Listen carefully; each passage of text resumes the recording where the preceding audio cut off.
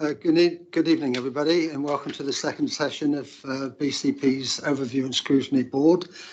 Special welcome to those members of the public that might be watching from home, and also to any press that might be watching in as well. So, members, before we carry on, I'd like to invite Claire to give us some information on how this meeting will be conducted this evening.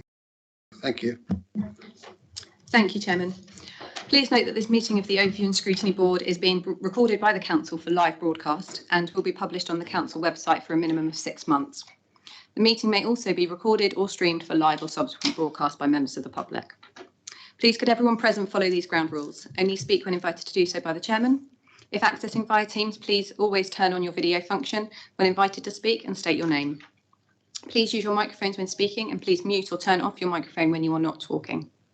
If accessing via Teams and you would like to speak on an item, please do so by utilising the raise your hand feature in the bar at the top of the Teams window. If a vote is required on any issue, this will be done by a show of hands. For those in the room, please note that if the fire alarm sounds, please exit the building by way of the nearest signed fire exit route and assemble in the multi-storey car park. Finally, please ensure that background noise is kept to a minimum and mobile phones and other devices are turned off or switched to a silent setting for the duration of the meeting. Thank you. Thank you, Claire. Agenda item 1, apologies. We've received apologies from a member newly appointed to the committee, Councillor Sean Gabriel, and also from Councillor Farr. Thank you, Claire. Agenda item 2, are there any substitute members? There's no substitute members, Chairman. Thank you. Declarations of interest, members. Do any members have any interest they wish to declare? That's a negative then, thank you. Agenda item 4, public issues. Are there any public issues, please, Claire? There's no public issues for this meeting, Chairman. Thank you. Agenda item 5, scrutiny of community-related safety cabinet reports, and the one that we're considering first of all is the Preventing Domestic Abuse Strategy and Delivery Plan 2020-2023. Members will recall that we looked at this earlier on, and we made several recommendations which were taken on board, and the paper is now back with us for our reconsideration. And I'd like to thank Councillor Haynes and the team that was working on this for incorporating a lot of those suggestions and bringing it back to the board this evening. And with that, could I introduce or ask Councillor May Haynes, who's the portfolio holder for community safety, to present the paper to us. Thank you. Thank you, Chair. Good evening, members. As the Chairman has actually pointed out, this paper did previously go to ONS. I think it was back in December, but that was at stage 1, where it was just a high-level strategy. So the plan has now come back to yourselves, as was recommended, and it now has a delivery plan along with the timeframes and also measures of success or KPIs, depending on which term you prefer to use. So onto the report, Chairman. This report outlines the BCP Community Safety Partnership Domestic Abuse Strategy and the accompanying delivery plan. Now, this is the first Preventing Domestic Abuse Strategy and Delivery Plan for BCP, which brings together the foundations of the work within partnerships and identifies how partners will work together to meet the ambition that no resident living within or visiting Bournemouth, Christchurch and Poole should live in fear of or experience domestic abuse. As some members may recall, in the in-between period when this work was going on, an all-member seminar come workshop was also held last month, where those that were in attendance were invited to provide feedback as well as suggestions on where they felt the strategy as was presented to them. There were gaps, and this was a mechanism that then enabled the wider elected membership to be able to actually provide input into the process. The report before you, Chairman, outlines various headlines, so I'll just list some of them there, and they are preventing violence and abuse through a commitment to working to develop a whole family, whole picture approach across all our services, a commitment to commissioning improved services for victims impacted by domestic abuse to ensure we have services in place that are effective in assessing and responding to the multiple needs. There's also a commitment to working collaboratively to reduce the harm caused by domestic abuse, responding to perpetrators by supporting criminal justice agencies in pursuing them through the criminal justice system, and a commitment to challenging and changing the behaviour of perpetrators through the availability of domestic abuse perpetrator programmes. This strategy and delivery plan has been developed in consultation with a wide range of stakeholders and partners, including service users. The plan describes how partners will work together to deliver against the commitments and priorities of the strategy. The Domestic Abuse Act 2021 introduced a new statutory duty on Tier 1 local authorities such as ourselves, BCP, ensuring that all victims, including children, have access to safety and support within safe accommodation when it is needed. The Preventing Domestic Abuse Strategy and Delivery Plan addresses the requirements of the new duties set out in the bill, as well as the local needs identified through the development of the strategy and plan. So the main headlines of the delivery plan are recommissioning of accommodation and support services for victims of domestic abuse, workforce development and enhanced training offer to frontline staff, greater service user involvement in designing services and reviewing pathways, a housing needs assessment being undertaken to ensure that we have the right mix of housing to offer victims of domestic abuse, and a greater focus on perpetrators, including a range of programs for those that accept the need to change their behaviour. Finally, Chair, the report also talks about the allocation of additional government funding, which was recently announced as part of the imminent implementation of the Domestic Abuse Bill, and to support the delivery plan, essentially. So the allocation for BCP for 21-22 is £750,257. And in March 2021, MHCLG set out a memorandum of understanding to formalise the working relationship and expectations relating to the spend of the local authorities' allocated funding. The grant only covers revenue expenditure relating to the functions set out in the new statutory duty, again within the Domestic Abuse Bill, for Tier 1 local authorities relating to the provision of support to victims and domestic abuse and their children. So current indications are that funding for future years will be available, and we're waiting for further clarification on this. As such, we have actually in this strategy treated this as being a one-off funding to boost certain provisions over the financial year. So in terms of the way the report is set out, Chair, enclosure 2, I think, will be the bit of information that I think members had said were missing from the previous scrutiny meeting, and it sets up the delivery plan along with the timescales to deliver, as well as the measurable outcomes. So in conclusion, actually, Chairs, just to say that this plan before you and the strategy is a living document, it's organic, and it will be updated quarterly, and the plan and the funded projects will be monitored through the Domestic Abuse Strategy Group, which is a subgroup that sits within the Community Safety Partnership. And I think I also want to reiterate, Chair, that actually this strategy and this plan is owned and will be delivered by the Community Safety Partnership. Hence, the recommendation in the report that will go to Cabinet is that Cabinet support the plan as opposed to approve the plan. So we have with us tonight as well, Chair, officers. So we have Andy Williams and Anthony Minhinnick, who, if they are more questions of a more technical nature, they will be able to help with response. Happy to take questions. Thank you very much, Chair. Thank you very much, Councillor Haynes. Well, members, Councillor Kelsey. Thank you. Yeah, thank you, Chairman. I think members might remember that I was quite critical of this report when it came back to us the last time. In fact, I think I was totally against the whole thing. But I have to say, on reading through this yesterday, it's a much, much better report than the first one we had a few months ago. It's much better written, easily understandable, and I do recommend, we say thank you to them for the work they've done to improve it and make it easier for us. I have a couple of points on it.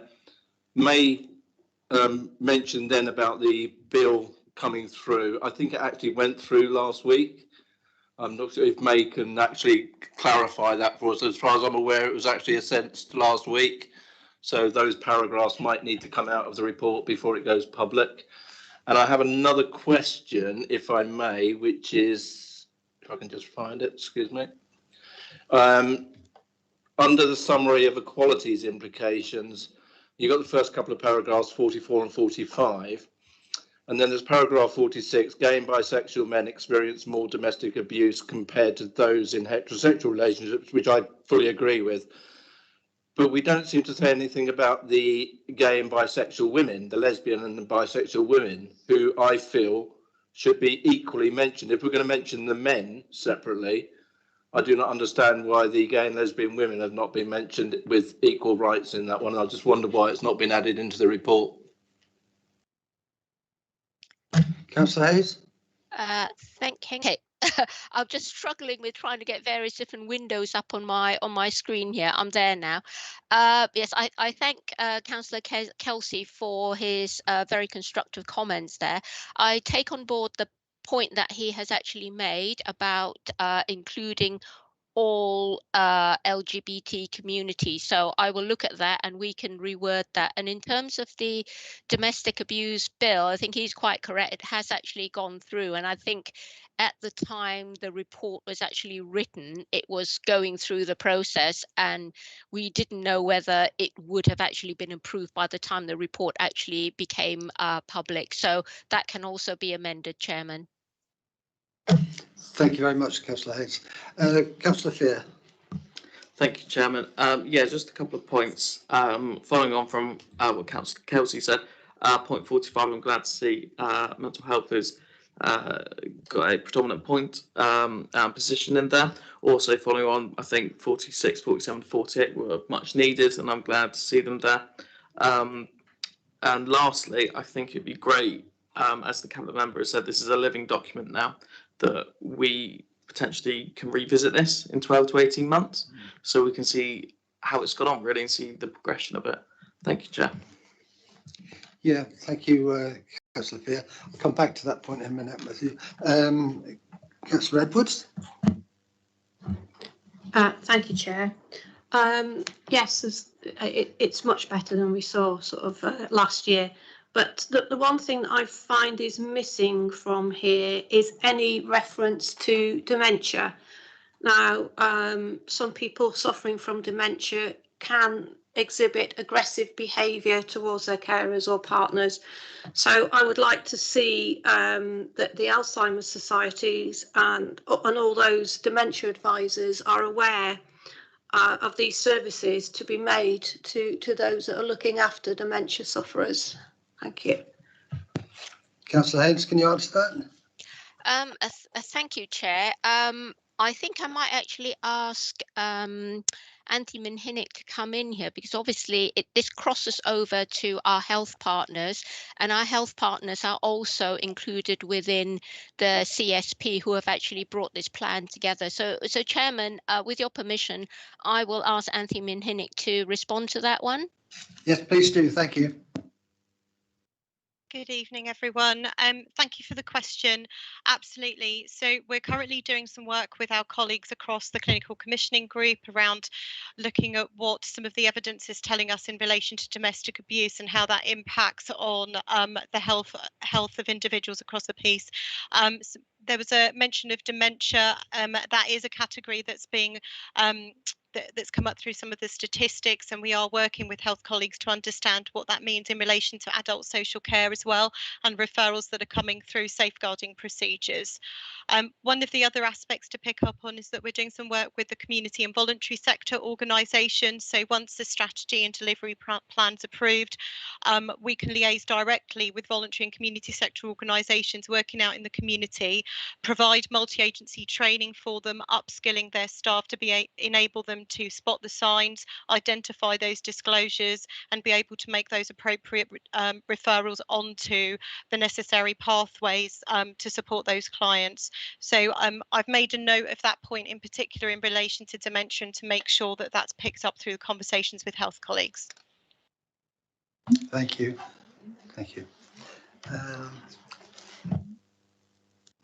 Thank you, Chair. I'm going to agree with colleagues. It's a very, very good piece of work that's moved on massively since we saw it in December last time. It's great to see the delivery plan. There's a lot of really, really good detail in there, and it helps us really understand exactly what we're going to do to tackle domestic abuse. I'm also really, really pleased to see that COVID-19 and the lockdowns are mentioned in this report. They weren't in the last one, and I think it's really important. I think the report itself says we saw an over 30% increase in domestic abuse during the lockdown. So I'm really pleased to see that that's been included in the report.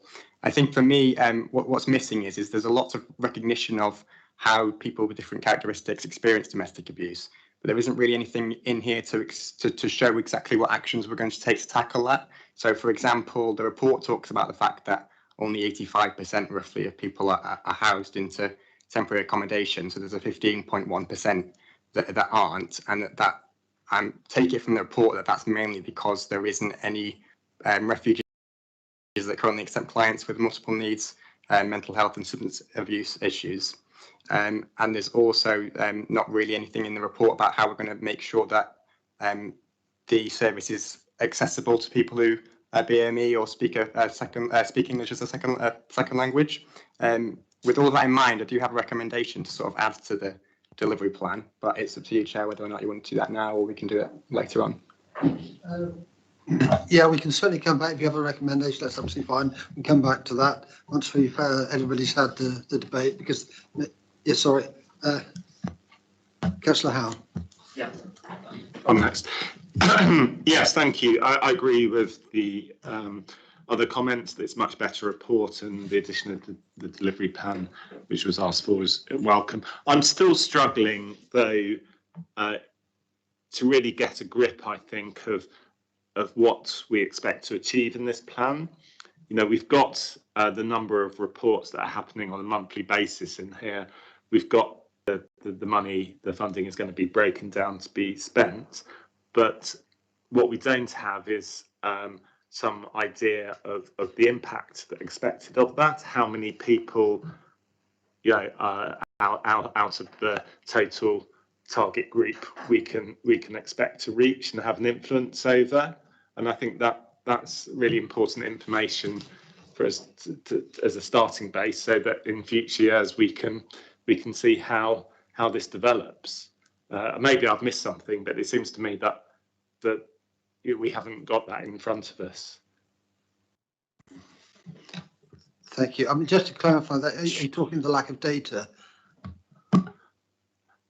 Yes. So we know how many people monthly, how many cases are being reported. So we roughly know, you know, how many perpetrators are, how many victims. We know, say, £100,000 is going to be spent to try and help perpetrators adopt better ways, but we don't know how far that money will go. You know, if that's helping, you know, 10% or 50%, and I think we need to know that in order to, you know, recognise the scope of the problem and be able to judge it in future years, how much additional money we might need to put into this.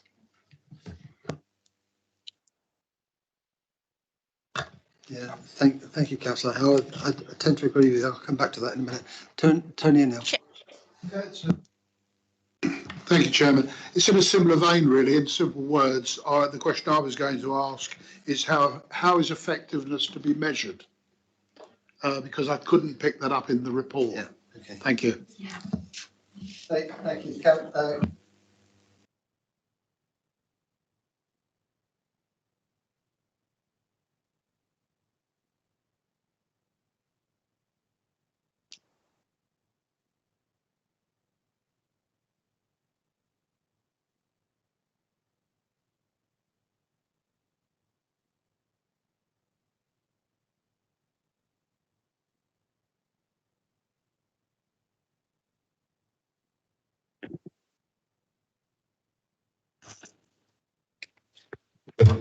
Oh, sorry. Okay, sorry. Councillor Haynes, you picked up on the point that concern Yes, about Chairman. monitoring. Yeah. I had actually lost audio temporarily, so I have picked up the points that I didn't pick up what you said, but I'd picked up the point about from Councillor Howell and also from Councillor Allison. So in terms of the, I think he mentioned about the BAME community. I know that one of the partners or one of the organisations that we had also engaged with is the Dorset Race Equality Council. So they have good connections and our network with the BAME community. So in terms of the data statistics, as Councillor Howell's point, historical data is available, current data is available, but obviously because of domestic abuse, it's difficult to predict with any real certainty what the number of cases will be, but I think Kelly Ansell will have more information on that. So Chair, if I could bring her in to address that point about data. Yes, please do. Welcome, Kelly. Hello, Councillor Bartlett, hello members. I just wanted to, if I may, just pick up on a couple of points. And I will ask my colleague Anthony to provide us a bit more of the detail. She's been really close to the detail of the development of this strategy. Just to clarify, I chair the Domestic Abuse Strategy Group for the CSP, and I wanted to just pick up on those points about the data and really expand on what May was saying in terms of the fact that actually this is about the start of a journey.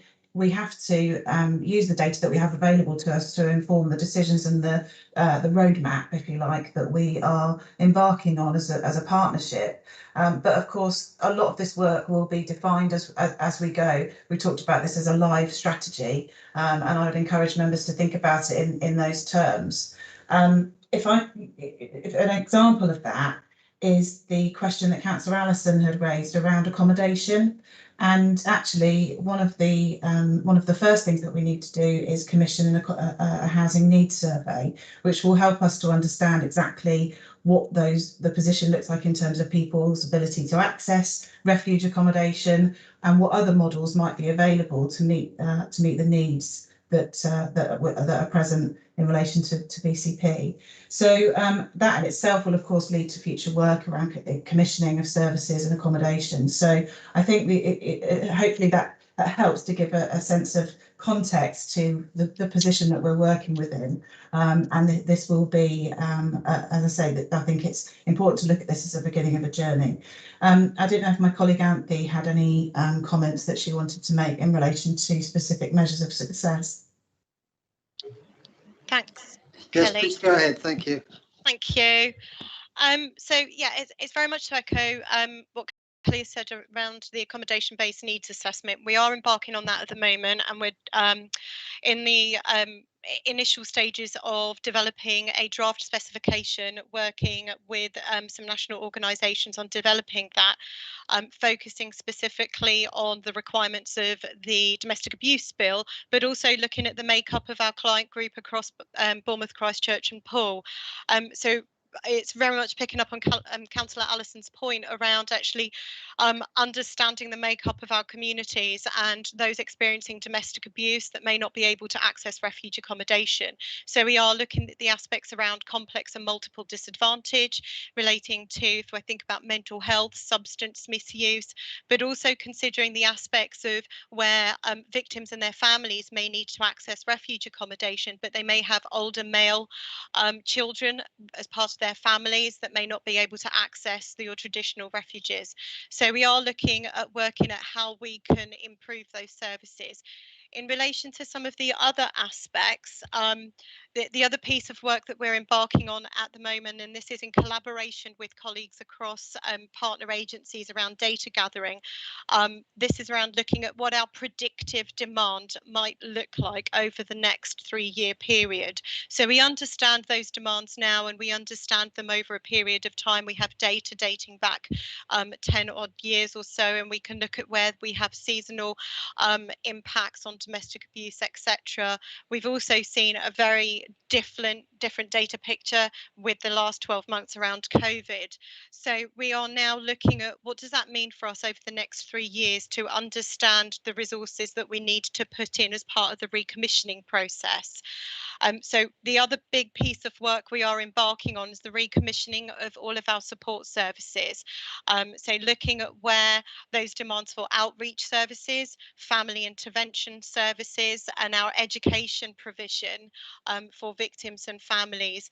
So that piece of work is ongoing and will inform the picture of what our outcomes will look like as part of the delivery plans. So in order, I suppose, what in a nutshell is to answer your questions, that it is an evolving picture, and we're reviewing it on a monthly basis, if not more frequently at the moment, collecting all of that relevant information to inform what those commissioning strategies might look like. I'm happy to bring back at any point in the future, if we want to look at this strategy again, the more detailed aspect of looking at those areas. Happy to take any other questions on that. Thank you very much. Yeah, and I'd just like to pick up on the point that Councillor Fear made in terms of a review, because it seems to me if it's an evolving picture, you know, that in maybe a year's time we will have some information and data. I have to say that I was very concerned about the lack of availability of temporary accommodation, with only 85% having to go outside into other sources of temporary accommodation. And I was particularly concerned about the impact that may have for children. I don't know if you can give any words as to, you know, how a family is accommodated under those circumstances. Did they take a priority over other people? But, you know, clearly a domestic abuse situation when somebody has a number of children is a very difficult situation for a family. But in terms of the review, I think we'll take an action. I don't think we need to vote on it. We'll take an action, put it on the forward plan to review this. And I think it was a very, very detailed plan, but I didn't see any dates going much further than a year from now. So I think a year from now would probably be an appropriate time to look at it, by which time most of the actions that you've listed in that really detailed plan will have been completed. But yeah, if you'd just like to comment on the children's aspect, please. Thank you. Yes, so I think we are very fortunate in Bournemouth, Christchurch and Poole to have the provision of refuges to support victims. They also support their families. So we have a number of self-contained flats that can accommodate families of a number of different children at any one time. And that provision is supported through our housing department. So where we do have victims that will approach our housing departments fleeing a domestic abuse situation and require that support, our colleagues in housing will liaise directly with our providers in identifying the best suitable accommodation. In some cases, that may mean looking at where there may be some accommodation available out of the locality with the victim's wishes, but we will look within our own area to see where the accommodation may be. There are in some cases where families can't be placed in refuge accommodation, so alternative temporary accommodation would be sought with our housing department, and they will be treated as a priority. Thank you very much. Anything else from members? Councillor Howell. Thank you. I'd just like to follow up on my point, because I don't think it was completely answered. With regard to the table at point 34, which is as I understand it, that's the additional funding that we've received to cover additional demand due to COVID. Is that correct?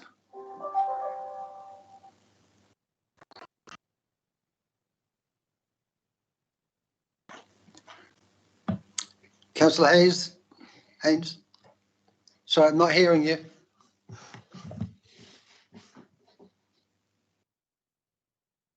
Scrolling to that paragraph in the report, Chair, so bear with me.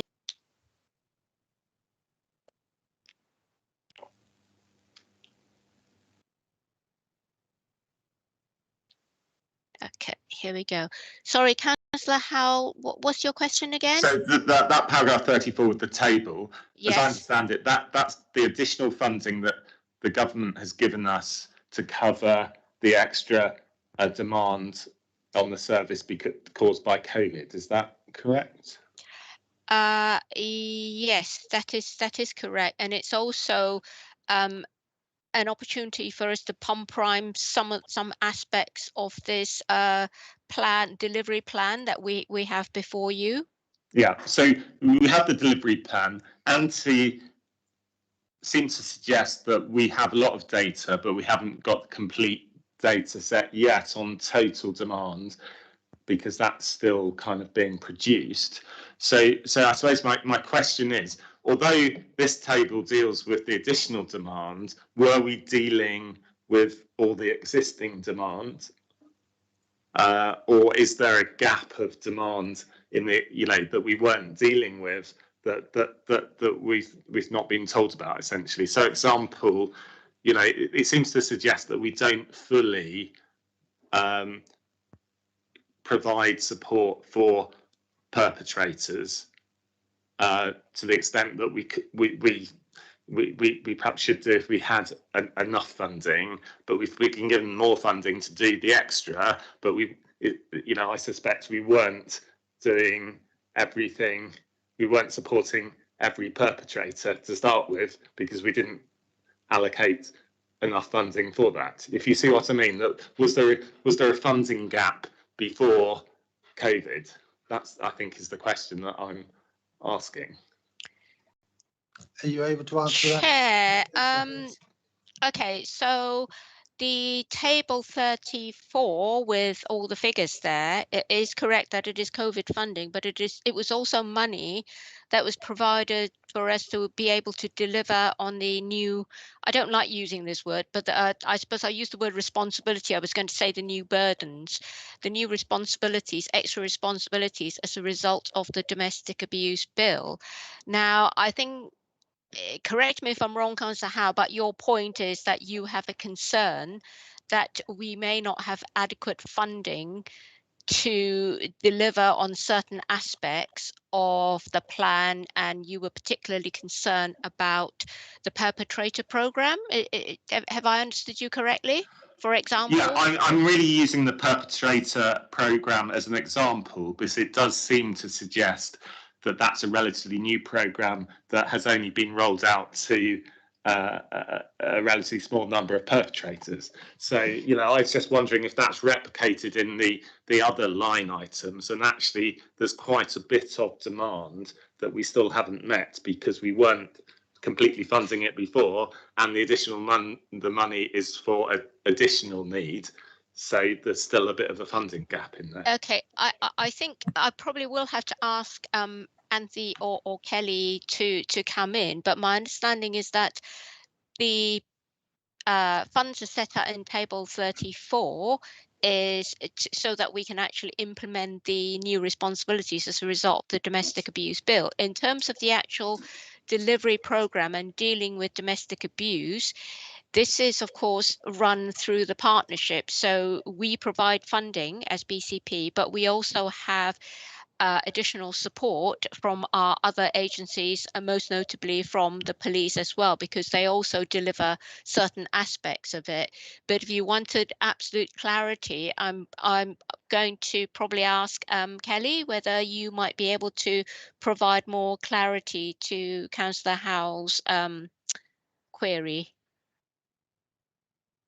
Councillor Bartlett, are you happy for me to respond? Yeah, if you're able to, but it's just something, although I think what we're saying, if we got enough money to meet all the obligations under the new bill, Is there a shortfall in funding even with the money we've been allocated? If you're able to answer that, it may be that you can't, and maybe you think you need to go away and come back and answer specifically to Councillor Howell. If you would prefer to do that, I'm sure that Councillor Howell would be content with that. Just a couple of points that I wanted to come back on. So in the report up above at section 33, we do outline that there's a base budget amount of £426,000 that's already spent on refuge and outreach services across BCP. And just to clarify that, you know, actually there are some additional COVID funding work streams that have been provided to us to support us and our activity throughout the pandemic, specifically in relation to domestic abuse. But the table at 34 is our indicative allocations for what we feel is appropriate to support the delivery of against the new Domestic Abuse Now Act. And that is specifically allocation as a result of those new responsibilities from the MHCLG. In terms of, and Councillor Haynes made the point, you know, this is a partnership strategy. It's not just a strategy that it's down to the council to deliver. It's much, much broader than that. And so it is quite difficult, I just would say at this stage, to really define the whole programme in financial terms. But I would, you know, suggest that this additional £750,000 investment is really positive for us as we sort of embark on this journey. Councillor Howell, are you? Well, I mean, I don't want to push it any further, but I still feel that I'm somewhat unsure to the extent that we are meeting the needs out there, and you know, clearly there are financial limits and we probably can't do everything, but I think we should know to what extent we are meeting the needs, and certainly I don't think I have enough clarity, and anything that could be offered outside the meeting would be welcome. Thank you. Okay, I mean, I did hear Kelly Ansell say that she did feel that there was sufficient therefore to meet the council's obligations under the new Act. So, I mean, if she says that, then I guess we have to accept that. But again, we come back to the monitoring situation. So if we come back in a year's time and they're screaming out for more money, or even in the preparation of the budget next year, we'll get feedback as if what the situation actually is. So I guess there's an opportunity to sort of look at it a little later, and hopefully before the budget formulation, as if there is an additional requirement. But I mean, by all means, I mean, we can ask Kelly to feedback some more specific financial information for you if you wish. But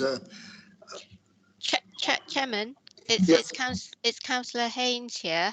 I'm sorry to interrupt, but I wonder if perhaps just to give a little bit more assurance to Councillor Howell's concern, we have, as part of this, we do have monthly meetings where we monitor how many cases, what the progress is with each case, and what further actions need taking. So in terms of looking after the immediate need, I think that we are actually fulfilling that responsibility. But if Councillor Howell wanted further assurance, I think Anthony might be able to give that assurance, because she does attend some of these monthly meetings. If that is what Councillor Howell's concerned about, is obviously, yes, there may be more cases in the future, but in terms of the current cases that are known to us that we are dealing with, it is monitored on a monthly basis. So no one is actually left behind, if that is what the concern is. And if Anthony might be able to give even further detail to give more assurance on that point. Councillor Howell? Yeah, if what has been said is that we're meeting the legal responsibility, and we have enough money to allocate enough money to meet that legal responsibility, obviously that's great, but that's something we should be doing anyway. You know, how much of what we're talking about here is additional that we don't actually have to do, but we do because actually think we should be doing it. It's additional support. So And perhaps that's an area of confusion. But if there's no additional support here, or if all this is meeting the baseline level that we are required to do by law, then I don't think that I have any questions, as long as because we're meeting it. But it seems to me that perhaps we're offering a bit more than the legal baseline in some areas and not others, and that actually we're doing a few experiments here and there to see if it works, and then we might be able to roll out and a bit more support later on. So it's a question of degree. I think that we're trying to hit a point above the legal minimum. But I've spoken too long. So okay, well, just a point I did pick out in the paper, that there is a prioritisation of the way that the system will operate, which I guess will play part of that as well. Councillor O'Neill. Thank you, Chairman. It's really touching back on something that was discussed a minute ago, and a bit reluctant to let it go. I certainly acknowledge the report is very much improved, and that's good to see. But I accept that this is an evolving journey, as was stated a few moments ago. It acknowledges the scale of the problem. It acknowledges the legal requirement, and to some extent the method and the journey. We're able to forecast the investment of £750,000 and the breakdown of that. We're able to forecast that 84,000 potential candidates for domestic abuse exist within BCP. We're able to acknowledge there's a 22% higher incidence of domestic abuse reported to the police. But if the paper is to return, what I would like to see as part of the paper is some key performance indicators. How will success be measured? Otherwise, we throw money at a problem that may or may not exist at a scale that is not defined, but we don't know how we're performing against that. So I would like to see that added into the paper when it comes back. What are the measures that indicate success? What are the key performance indicators that say this service is being delivered effectively for the betterment of those that are abused? Thank you. Thank you, Councillor O'Neill. I don't think we're suggesting at this time the paper does come back to us, but we were suggesting it would come back for review of the, how the service is performing in a year's time. But Councillor Hayes, would you like to respond to the issue about performance and KPIs? Yes, thank you, Chair. I think if you look at our measures will be how many cases we have actually managed to be able to help to resolve and to help the victims to move on, and also the perpetrator program. So it is again good measures of how we have also how effective we have been in making people aware of what domestic abuse is, and so therefore, whilst they may not realize that they're actually in a domestic abuse situation, that they are then made aware and that help could be provided. Because, as I say, the strapline is that we want to make sure that everyone is given the help that they need if they are a victim of a domestic abuse. But Chair, I think several members had already pointed out that they would like to see this report come back to see where we are in maybe 12 months time, 9 months time. That was something that I am very, very keen to actually do, Chair. So if you are minded to actually put that recommendation forward, I would be very, very happy to accept that this report will actually come back with how we're doing, and it will also, obviously, as Councillor O'Neill has pointed out, it will have how we actually measure how we have actually performed in terms of the number of cases that we've dealt with. But obviously there will be sensitivity there, because obviously we cannot talk about cases in a very specific nature simply because of the fact that we do not wish to actually identify anybody specifically on it. But yes, very happy to actually do that. Thank you. In a way, I understand where you're coming from here, Councillor O'Neill, because the KPI normally establishes a baseline, and then you check to see how you're performing against the baseline. Here we don't appear to have a baseline, but what we're agreeing to do, and maybe, you know, this is, after all, I wouldn't say a customer-driven service. You don't know what you're going to be getting, and at the moment we have a bit. There's been an increase, and obviously increase. One would hope that we'd now see it as the COVID lockdown and everything is sort of tailing off a bit now, that we'll see an improvement just naturally in cases because of the situation, and.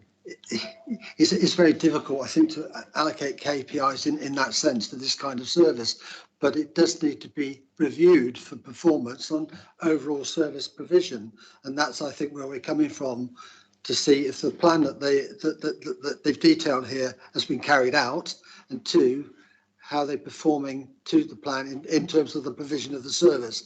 And I think, you know, given the statement from Kelly Ansell, that it's, you know, it is basically embryonic. Actually, it is an evolving partner service. They're going to have to give them a chance to actually get on with it, and then we'll have to look back and see how well they're doing later on. Councillor Slade. Thank you, Chair. So it's great to see a full delivery plan, and it's really useful, although there's one phrase that is not mentioned anywhere, and I've done a word check, and I was a bit like shocked not to see it there, and that is the term target hardening. If I go back to our time at Borough of Poole, one of the services we used to offer to people who were living with domestic abuse was the ability to target harden their homes. And it's not mentioned anywhere, and I just initially wanted to ask, is that something that we don't do anymore, that we don't offer those protections in terms of improved locks and cameras, and at one point we had safe rooms. I remember going on some visits. I think you were there, Councillor Haynes, with Anthony before, when we were on the domestic abuse strategy for Poole. So I'd like to know whether target hardening has gone out of fashion. £750,000 for new duties is 150% of our usual, like what we normally spend. Our base budget's 425,000, so 425,000 plus 750,000. That is a massive increase, but it may only be a one-off. And what worries me is some of these things. So, for example, the domestic abuse strategy implementation is to commission new services from April 2022. How do we know that we're going to have money in 22-23 to actually implement the services that we're spending the money on now, if we don't know it's going to be an ongoing thing? And is there a risk there that, having advertised and done a big publicity campaign, that we could be setting ourselves up for quite a big hole in the budget? So I just want some reassurance around that. In terms of children,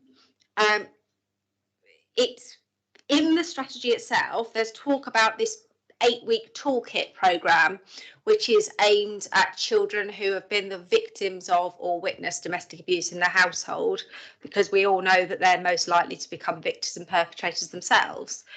And yet it says, well, it's really successful, but there's no money for it. And for me, I would have thought that there would be a really clear commitment that those are the children that are most likely to be in this cycle for generations, that we should be making a clear commitment to those children. Because in the following paragraph on page 13, it sort of implies, and I'm sure it isn't intended, but it sort of implies that it's the school's problem now that relationship education is in school. And actually these children, these are specifically highly vulnerable children, whereas the relationship education should be for all children. And I worry that I'd like to have seen a bigger commitment to those particular children in this funding. And then I can't help coming back to the refuge provision. So 2.9% of people fleeing domestic abuse. So these aren't people that don't know. If the actual term says they are fleeing, 2.9% go to refuge, 82% go to alternative accommodation. What happens to the other 15.1%? Because do we send them back? I don't have an answer, and I think we should have an answer. I totally agree that refuge is not the answer for many of them, because many of them something else might be far better. But I think maybe not now, but when this comes back in a year's time for review, can we have a better understanding of that breakdown? Acknowledging we don't want the detail, but in the youth justice plan, we have a lot more detail about the demographics of the young people involved in youth justice, and that the cohort is much, much smaller. So I'm sure we can find a way of getting a report that helps us understand that if we had as many refuge spaces as we needed, how many would that be? You know, is it 10% of the people that come forward would have a refuge if we had space?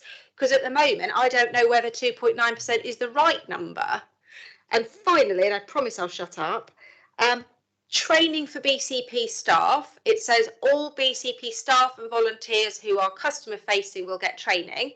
Firstly, does that include councillors? And secondly, is there any way that we can look to expand that out to partners like schools, where they are actually front facing with the public, or find a way of commissioning at a discount to those other partners, even if it might be other sectors? Thank you. Councillor Haynes, if you have been yes, taking notes during that question. Thank you, Chair. I think I've noted all the points that Councillor Slade has actually reached. In terms of the target hardening, I will have to say I will have to defer to one of the officers to actually give a response to that one. In terms of the funding, yes, we have the extra 750,000 to deliver on the new responsibilities within the domestic abuse bill. But in terms of the commissioning of the services, the base budget will still exist. So we got the base budget for this financial year. We will have the base budget again for the following future years to actually deliver on our services for domestic abuse. In terms of the refuge space, I think that was an issue that was actually also raised when we had the workshop. And I think it was actually mentioned earlier that we are going to be doing an accommodation needs-based assessment. So that work is about to commence, or has already just commenced, to actually look into what the accommodation needs are and how best they could actually be met in terms of what is required and the complexity of some of the cases that may actually come forward. Training for staff, I know that there is actually an online training, and in fact I've actually asked to be enrolled myself to give me a better understanding of how to actually spot domestic abuse, and actually just to improve my own understanding of the situation.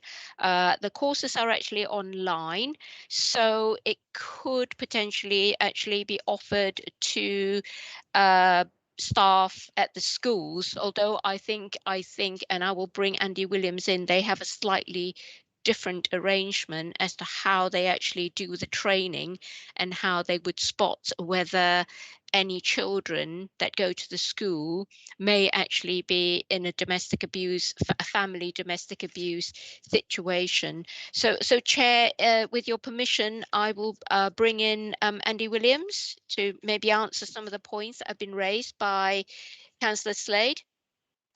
Yes, thank you. Mr. Williams. If that's okay, Chair. In terms of target hardening, just to say it is very much business as usual target hardening, which is why it's not mentioned in the strategy or the delivery plan, really, because it's just an everyday thing that we still do. We still get requests every week, and that's where some victims of domestic abuse obviously will stay in their own home, and we would want to encourage that wherever possible. that the victims don't have to move, and that their homes can be made safe through improved sort of security arrangements.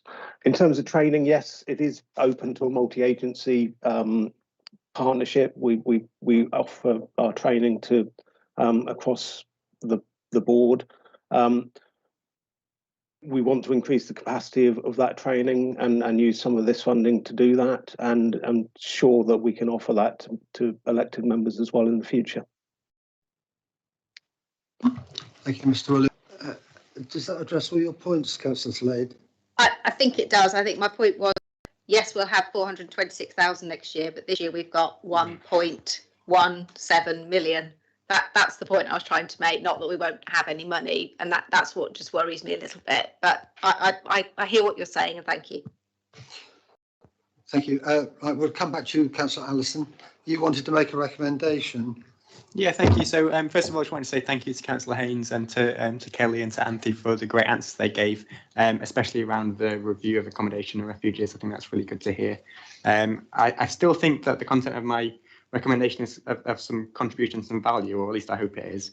So my concern was, as I said before, that the paper does a really good job of identifying where people with different under different circumstances will struggle to engage with the domestic abuse service, but it doesn't actually have any detailed actions as to how we're going to approach that. So I've put this recommendation together. Obviously, I wrote this before the meeting, so I'd be interested to hear what the members' thoughts on the wording of it and whether or not they thought they could support it. But I'll read it out for you. So it says, this board recommends that additions are made to the draft domestic abuse strategy, including detailed actions for improving the service's ability to engage with the residents who have struggled to engage previously, including male victims of domestic abuse and those in same-sex relationships, victims who are BME and or don't speak English as a first language, and those who have multiple needs such as mental health and or substance misuse. Okay, thank you, Councillor Allison. Members, is there any views on that recommendation? Councillor Kelsey. Yeah, I'd be quite happy to support that going forward for this, Chairman. Okay. I think it's very well worded, so well done, Councillor Allison. Any other comment, members? Okay, can I have a show of hands then for this, please? Okay, it's unanimous. Okay, we'll add that to the recommendations, a recommendation to add it to the cabinet paper. Thank you. I think we're just about completed on this. Members, any further comment? All right. Thank you, Councillor Haynes and team, for your presentation and all the hard work that's gone into producing this report, which I found very easy to read, actually. And there's great improvement over the last time I looked at it. And it was great to see the very detailed plan that was in there. I was a bit concerned about how it was going to be monitored, but I think you covered that by it being monitored by the group that you mentioned. I can't remember the name of it now, but that will be monitored routinely as part of the monthly meetings. So, and now we've agreed to review the service provision, in a year's time. So I think that does sort of meet the ticket, so to speak. So, thank you very much for all the hard work on that. So, members, I don't want that one. I just want to take this slightly out of order now. We've got agenda item 9, which was added, which I want to bring in before agenda item 6, which is the police enforcement, because I think. Sorry.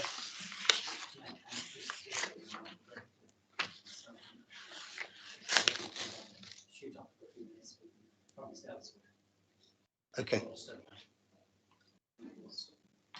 are you doing in my package?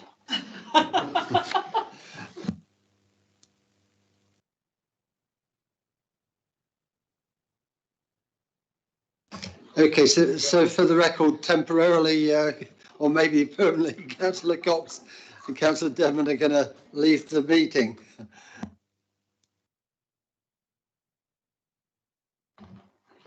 Okay, thank you. So where was I? Oh yes. Yeah, I'm going to bring in agenda item 9, which was brought in at my discretion under emergency. If I can find it. Where is it? Number 9. Oh yeah, urgent item: scrutiny of fly tipping and fly posting pilot cabinet report. This was sort of added a bit later on to the cabinet forward plan, so we didn't really have a chance to put it on our own forward plan. And then there was a request to actually bring it in for discussion before it goes to cabinet, which it will do in May. So I wanted to make sure that the overview and scrutiny panel. Someone's phoning you. It looks like it. It's gone. With that, agenda item 9. Yes, I think this is Councillor May Haynes. You're going to introduce this paper for us, and I think that Councillor Mark Anderson's portfolio holder for environment, cleansing and waste is also going to speak on this item. So if I could ask you to introduce the paper, please, Councillor Haynes. Yes, thank you, Chairman. So the fly tipping paper you have before you. So one of our when our administration came into control of BCP Council, one of our priorities was to bring back a sense of pride to our towns and our local areas, to make our conurbation a place where people wanted to visit and our residents could be proud of. Now, fly tipping was and continued to be an issue which was raised regularly when obviously I took on the portfolio for, although it says community safety, it also includes the enforcement of fly tipping. So hence, I was hearing about the increase in the reports for fly tipping. So Councillor Anderson and myself, therefore, then had early discussions on what we could do about this particular matter, and also about how it was actually impacting our towns and our residents, and how it gave a negative perception on cleanliness. It was thought that perhaps the fly tipping was as a result of COVID, because our household waste recycling centres were closed. But however, when they reopened, the issue persisted. So clearly this was a rising trend that people, for whatever reason, just fly tipped. So we therefore asked officers to explore what options were available to actually tackle this particular issue. So fly tipping is actually classified as an environmental crime and has been on the rise, not just here, but nationally. The pilot will also, just to be clear, include fly posting, but not littering. And so you may ask, what's the distinction between littering and fly tipping? Fly tipping is different to littering in terms of scale. Litter is usually classed as a single or a small number of items dropped by an individual, whereas fly tipping is often large items or more than one sack of waste. Littering is, I would say, definitely not included within the scope of this report. So currently for fly tipping, there's limited resources available to provide a robust response and service to the number of reports that are actually coming in. Officers within regulatory services have only been able to carry out limited investigations where capacity allows, which meant that only the most severe cases were actually being pursued.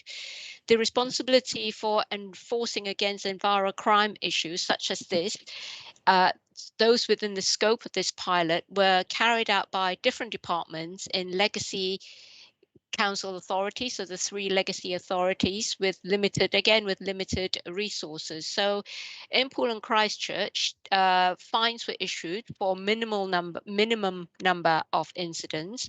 However, there were no prosecutions undertaken between 2017 and 2019, according to the returns that we have to submit to national government. And then more details of how the respective legacy councils' approach was to fly tipping is set out in Appendix 1. This proposal before you, Chair, will allow the council to access additional resources, which should facilitate a more consistent, robust and thorough response to all relevant incidents. The cost of the proposed pilot is to be paid for by the council out of the fines received, and so therefore will be undertaken at no additional cost to the council. So us as an authority will have the responsibility for the actions within fly tipping, the company or the provider will undertake the delivery of the following. So things like staffing, uniform, IT equipment, any handheld devices, company vehicles, patrols, hotspots identification, and there is a much more comprehensive list which is actually set out in paragraph 10, so I won't actually read out the whole list. So the proposed level of fines are set out in paragraph 12, with further supplementary details on paragraph 13 to 15. Paragraph 18 provides details of the projected level of fixed penalty notices that we, or the provider, things would actually be forthcoming in during the 12-month pilot program period. The proposal has been well scrutinised by our colleagues in legal. What Councillor Anderson and I were very, very keen to have assurance on was obviously something similar to happen, provide a third party had actually been commissioned to actually do, I think, littering offences, and I understand that it generated a rather negative experience, and we wanted to be assured that this would not happen with this particular pilot. So therefore we were very clear that we had to have an agreement of how the service would be provided, that our colleagues in legal will be satisfied that actually this is a scheme that is acceptable, albeit it is a pilot. So we've actually done all those checks, and as we sit here with the paper before you, all those checks have actually been satisfied or signed off by our colleagues in legal. So I understand that one of the reasons this item was called in as well to be looked at is that there was some concern about the procurement. So in the report in paragraph 30, it actually sets out the condition by which this had actually been agreed. So on paragraph 30, I'll just reiterate it. It says, on the basis of the sums anticipated to be collected, as set out in paragraph 18 above, the council's procurement team has advised that a 12-month pilot may be progressed, providing a detailed waiver is signed off at the relevant levels to outline how the pilot represents value for money and ensure due diligence has been completed on the intended provider. So hopefully that would address some of the concerns that were raised in terms of the procurement side. So by way of closing remarks, Chair, further details of the provider is set out in Appendix 4, which is obviously a restricted appendix. So should the discussion actually veer onto matters that are detailed in Appendix 4, is just to say that we will need to go into a confidential session. Thank you, Chair. That's all I want to say on the paper. Councillor Anderson may have a few remarks that he wishes to add. Councillor Anderson, do you have anything to add?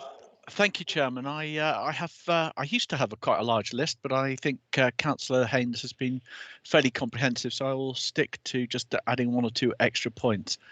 The first point is to remind everyone, and the members of the public in particular, that fly tipping, as Councillor Haynes has said, causes significant environmental issues. But the main thing is to remind everyone that they are responsible for how their rubbish is disposed. And if they get someone to dispose of it for them and they fly tip it, they are the people that are responsible.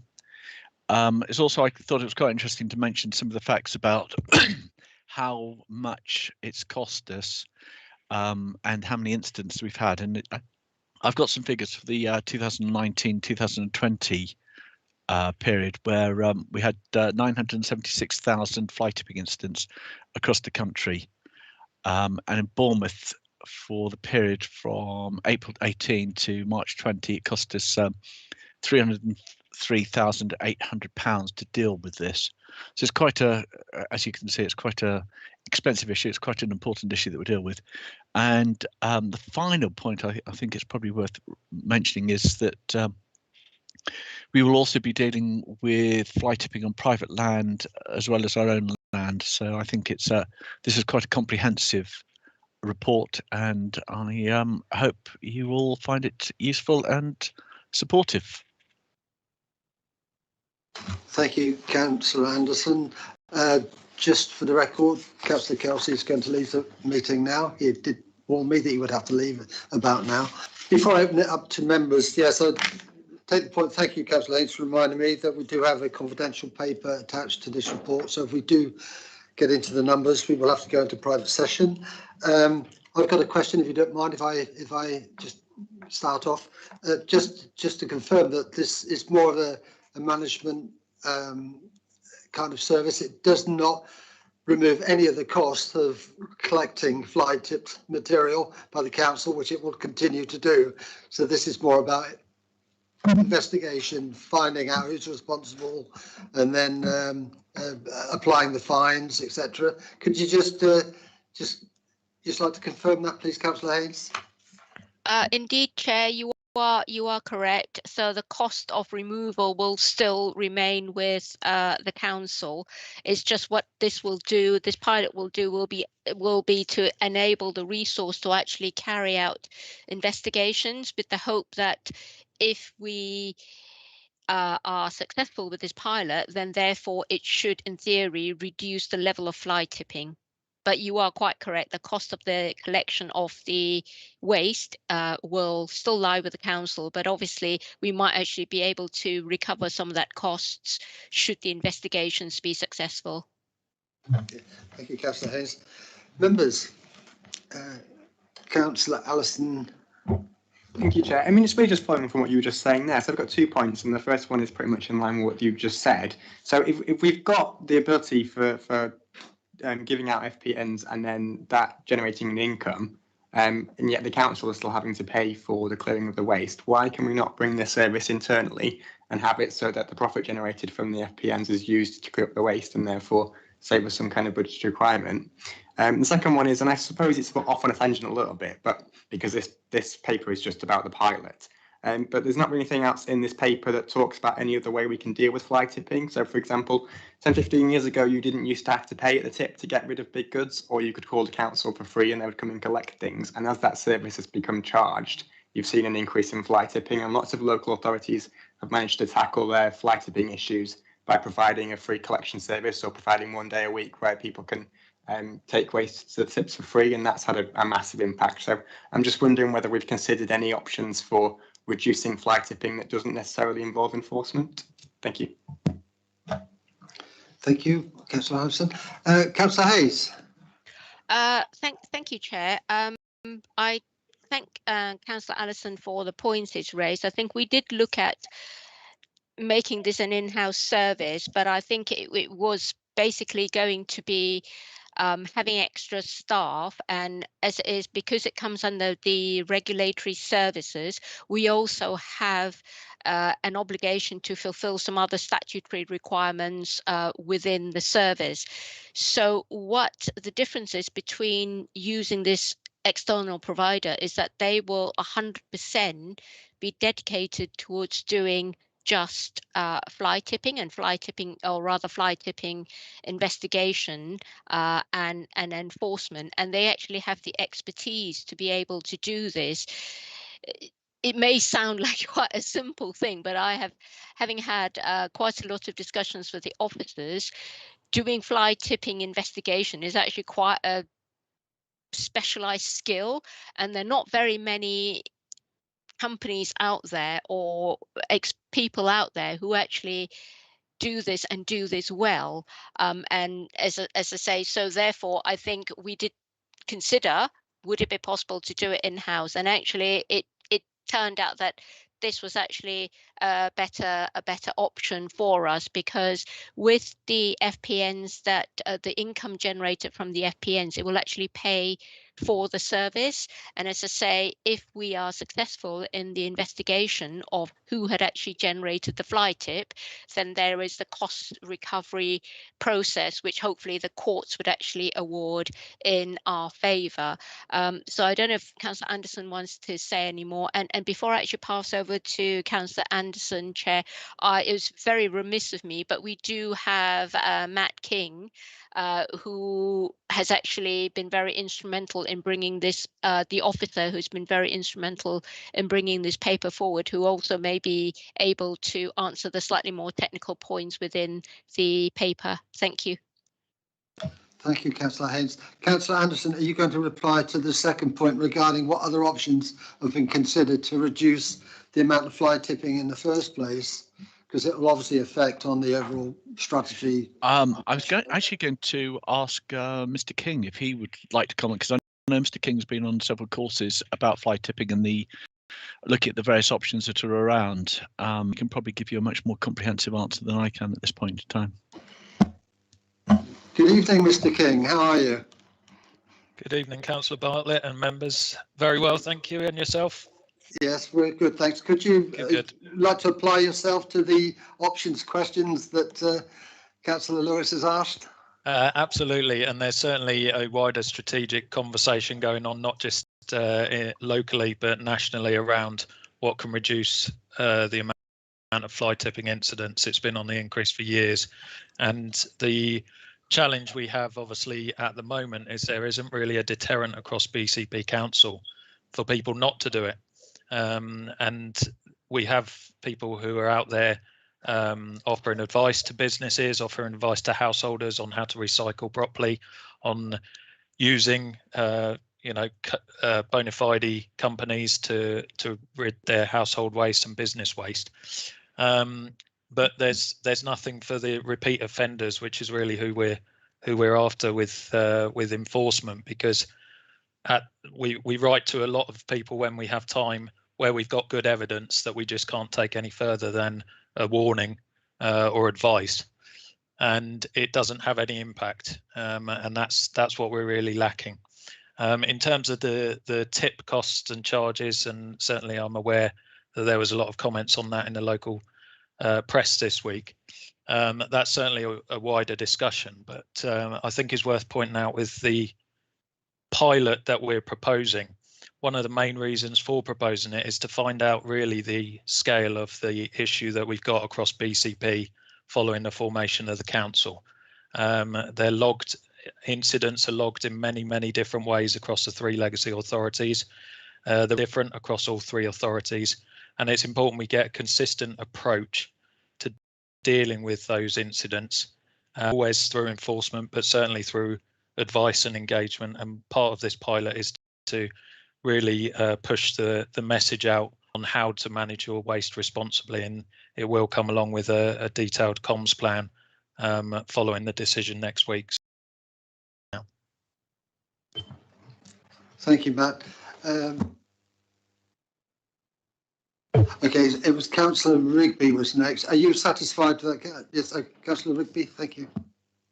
Thanks, Chair. I've been trying to think how to put my question, but I've got a feeling it might sort of fall into a closed session kind of question, because it does refer to a little bit the final appendix here. So I don't know whether you'd want to go to someone else first. This for a moment. Councillor Howes. Thank you, Chair. Mine might be the same, but I think essentially I want to ask about a couple of questions about due diligence on the provider. So if I don't mention the name of the provider, I think I'll tell you what, just in case, we'll just hold it for a second and we'll ask Councillor Slade. I have similar issues. I would rather be below the line, I think. Okay, we'll have to go into exempt session for the following reasons: that under section 100A4 of the Local Government 1972, the public be excluded from the meeting for the following items of business on the grounds that they involve the disclosure of accepted information as defined in paragraph 3 of part 1 of schedule 12A of the Act, and that the public interest in withholding the information outweighs such interest in disclosing the information. So move into private session. Everybody's in agreement? Thank you. Could you stop the live stream, please?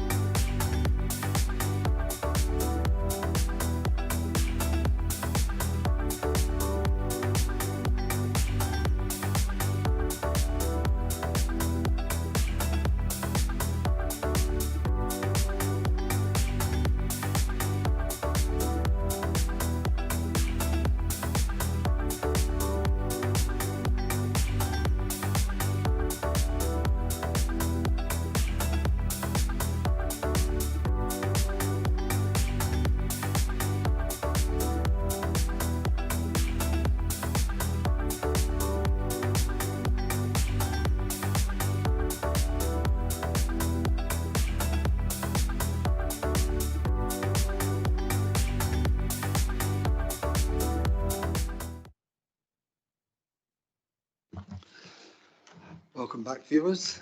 We've had a very robust debate about this particular service, and I would ask members if anyone has any recommendations they wish to put regarding this paper. Councillor Slade. I'd like to recommend that we ask Cabinet to reconsider this decision and to not continue with this contract at this time and go back and look at what alternative options are available. Do you have a seconder for that recommendation? Yeah, I'd be happy to second that. Councillor Lewis Allison has seconded that. Is there any debate on that motion before we go to a vote, members? No debate being asked for. Okay. Those for the recommendation, could you indicate, please? 9 in favour. 9 in favour. Those against? Abstaining? 2 abstentions. 3 abstentions. 3. Thank you. Okay, so that vote is carried and the recommendation will be made to Cabinet. I think we've come to the end of that item then. Thank you, members, which then brings us on to the next item, which is item 6, it should be.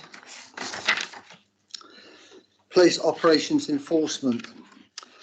Now, this is an item that was requested by members of the Overview and Scrutiny Board, and if you cast back a few months ago, we asked members what really interested them in terms of overview and scrutiny, and there was this desire to look ahead as far as possible from the Cabinet plan and look at overviewing other issues that were of real importance to them and their residents. And the thing that kept cropping up time and time again was enforcement, and sometimes, or the lack of enforcement, and it keeps on cropping up time and time again. So what we did was we thought, well, before we start looking at any specific area of this, let's just try to quantify the size of the enforcement issue. And the officers have very kindly put together this paper for us, which does describe the extent, certainly, and the challenges to a point of enforcement. And I thank them very much for bringing it together. And it really is quite an eye-opener when you read the report, just to how much responsibility the authority carries in terms of enforcement. But of course, being a service provider, it's equally important that we enforce issues on behalf of the public as well. And it's a major part of what we're required to do. So with the with the shared services coming along and a lot of reorganisation going ahead, and now we've got this transformation programme and a lot of things going on, it seems quite an opportune moment to look at the round of enforcement, and we've got this paper in front of us now. So before we decide what next steps to take, let's find out what we're doing, and let's ask Kelly Anstall if she'd like to present her paper to us, and then we can think about what steps we may or may not like to take. Thank you, Kelly. And I think you're going to give us a presentation as well, aren't you? I am, yes, if that's okay with the committee. Sophie's going to do the driving, so to speak. So first of all, thank you very much to Councillor Bartlett and the rest of the board for being as interested in enforcement as we all are. We have, I'm going to give a brief overview in terms of this presentation this evening to what is, as you will have seen, an incredibly extensive report. I think this is about making sure that we are able to provide you with an overview, give you the opportunity to ask questions, and I have lots of colleagues with me who I'll introduce at the end who are able to provide to respond to some questions. But essentially, really, this is about a conversation for considering what Overview and Scrutiny Board may want to consider in terms of that future focus. So The report that you have gives a summary of activity by service area, and some headline outputs are provided in the report in order to give a sense of scale and response. And then we give a very headline overview of some of the challenges and some of the opportunities. Councillor Bartlett's already mentioned some of those, and then sets out some of the priorities that we foresee over the next months. Sophie, if you to the next slide, please. So just even in summary, this is you can see how broad the subject matter is. So place operations comprises of a number of different enforcement related activities where there's a broad range of actions coming together and being provided across 18 separate services.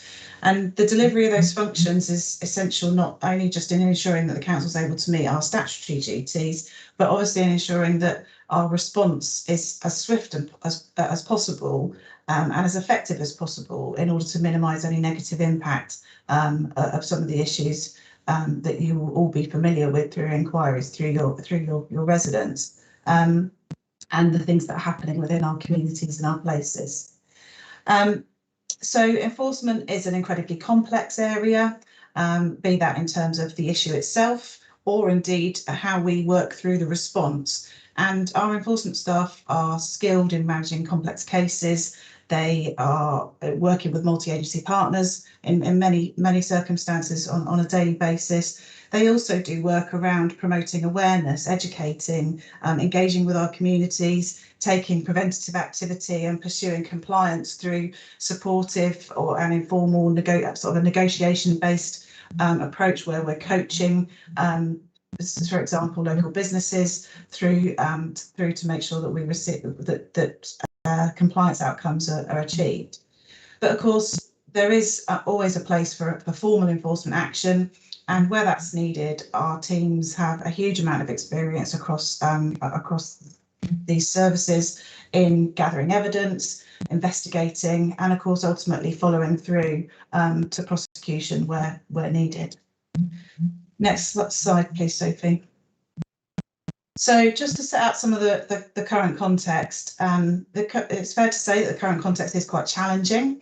The last 15 months have placed some of our enforcement services under considerable pressure, be that as a result of the need to stand up as a result of COVID compliance activity that's been needed, or as a result of the difficulties that lockdown and COVID has presented to us in terms of providing our services. So there has been some service disruption.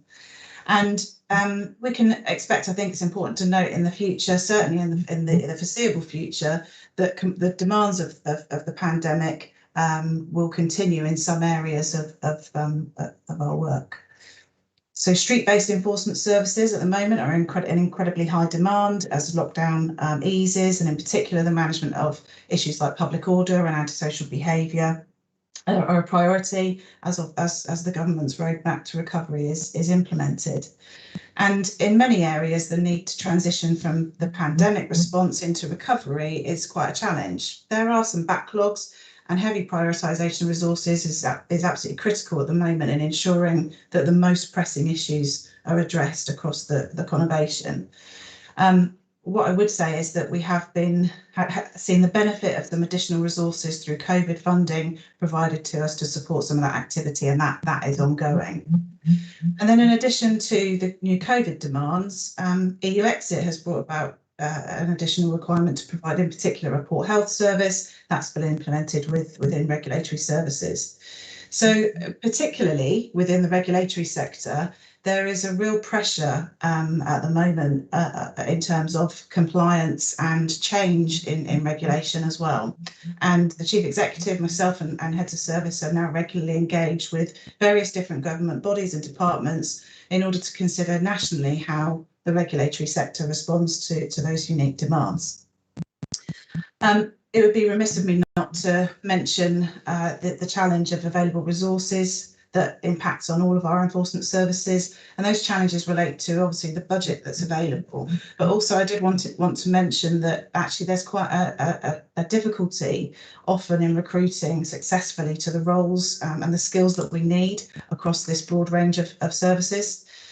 So based on where we are, all enforcement-based services prioritise demands and make sure that there's that we are able to prioritise our statutory duties and high-risk issues in terms of tasking our staff to deal with what we see. And then finally, I wanted to mention the really strong partnership working that happens across the council. I think, to be honest with you, that's probably stronger from an operational perspective than it has been ever before. And a lot of that comes down to the need to respond the way we have done in terms of COVID. And also there's some real successes in terms of the summer planning, the work that we've done so far. And that's a really key example where we can work collaboratively and kind of seamlessly together to provide the best possible response to enforcement issues. And that gives us a really good basis for the development of an effective and collaborative approach as we go forward. Next slide, please. So outlined in the report, we've just given some examples of key priorities for enforcement services over the next 12 months. So, for example, some really exciting opportunities, I think, within the council's transformation programme as we look forward to what the future operating model of the council might look like. And that will include greater use of data to inform the work that we do and technology, use of technology in our approach. So that presents great opportunities for us in terms of making our services more accessible and more responsive and, of course, more efficient for our residents and also visitors and businesses, because the enforcement work that we do is really that so broad in terms of the people that we engage with and who our stakeholders are. So as part of the Smarter Structures programme, a communities job family has been created, which essentially brings together all enforcement-based roles and into its scope, so that we can consider how we increase collaboration and potentially align service structures as well. And there's a lot of benefits to that approach, from increased day-to-day collaborative working to improved information sharing, joint training, thinking about how we work together to improve our skill base, and then considering roles of a similar nature and the options for a more holistic approach going forward, which of course, all with the aim of that more efficient and robust response. In thinking about this, I wondered if the statement I'm about to make might be a bit over the top, but actually I don't think it is. And across the enforcement services, there are literally hundreds of pieces of legislation and powers that we work to, and some of them are useful and effective. Others are difficult to apply and have limited effect. Some of them are incredibly old. And actually, there is something that we really need to think about in terms of BCP's bylaws. That's an example where services such as seafront and parks in particular rely on those bylaws to regulate behaviours, but there are some real challenges with that and certainly some limitations. So in the next 12 months, we want to review the use of bylaws across the conurbation. And really, I guess working alongside that, we need to look at, bear in mind, we have a proposal coming forward for a BCP-wide PSPO, and the intention of that will be to focus on alcohol consumption, disorders associated with alcohol consumption. But as part of the bylaw review, further consideration may be given to other behaviours that aren't included in primary legislation, because at the moment, essentially, the bylaws do stop us from being able to potentially consider something in a PSPO that we might otherwise have there. So that it may be that is a slightly broader review as part of the bylaws work. Thinking about the housing strategy, that proposes to create a tackling rogue landlord strategy, and that's really about making sure that we target landlords who deliberately and repeatedly, and often in many cases, breach relevant legislation, you know, where our approach of working with those landlords has failed, there's a need to take more robust action, and also to work with partners to look at that. And that goes all the way through from issues like illegal eviction and harassment to the quality of accommodation, as well as the behaviour of landlords in dealing with their tenants. So, as you'll all be aware, BCP Council has launched its big plan and setting ambitions that sets the ambition for our area as a world-class city region, and that puts the priorities of taking pride in our place and the role of compliance and enforcement at the heart of that, by considering this a cleaner, greener, safer campaign across BCP, which is currently taking shape at the moment. But that will be a key priority that drives some of our activity over the next 12 months. Sophie, next slide, please. So I've taken the liberty of listing all of my colleagues who I think are here with me this evening. Everybody had a hand, as Councillor Bartlett said, in putting together this paper, actually in in double quick time. And I just wanted to say, obviously, we will try to answer as many of your questions as possible. But really, what we're really keen to talk to you about this evening is where does the committee want to go in the future in terms of thinking about those future areas of focus. So I will leave it there and hand back to you, Councillor Bartlett. Thank you, Kelly. So, members,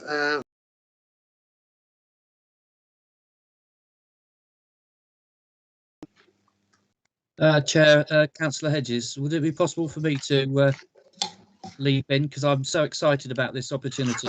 I can hardly control myself. Go ahead then, Councillor Hedges. I shall do it with gravitas and serious approach, obviously. Good evening, everybody. And brevity, please. Well, 2 out of 3 then, Chair. For those of you who have heard in the past phrase the Bournemouth Legacy Council, my fabled, if I may use the term fabled, enforcement dossier, which I've been compiling over the last 5 years, certainly in the last 2 years, at the end of the Bournemouth Legacy Council, I've been awaiting a step change on something that really has probably taken too much of my energies and certainly taken up too much officer time with my continual emailing. But I found myself very much encouraged in the last 2 years, BCP, since after its inception, and certainly working with all the officers that Ms. Ansell has just listed there, who I regard most highly, and certainly I was very encouraged by her final pane, which said a stronger partnership and stronger operational opportunities. So I'm much encouraged. My, like I say, fabled enforcement dossier has been secured by several officers, some of them no longer with BCP, but I would assume that Ms. Kate Ryan would have seen it, because Mr. Cotton had originally asked for it and they were sharing that role. Already I've noticed, since this load of reports over 5 years has gone into BCP, that several historic issues have been speedily rectified in the last few months. But if you could bear with me, Chair, I've got a few specific questions which I have forewarned you of.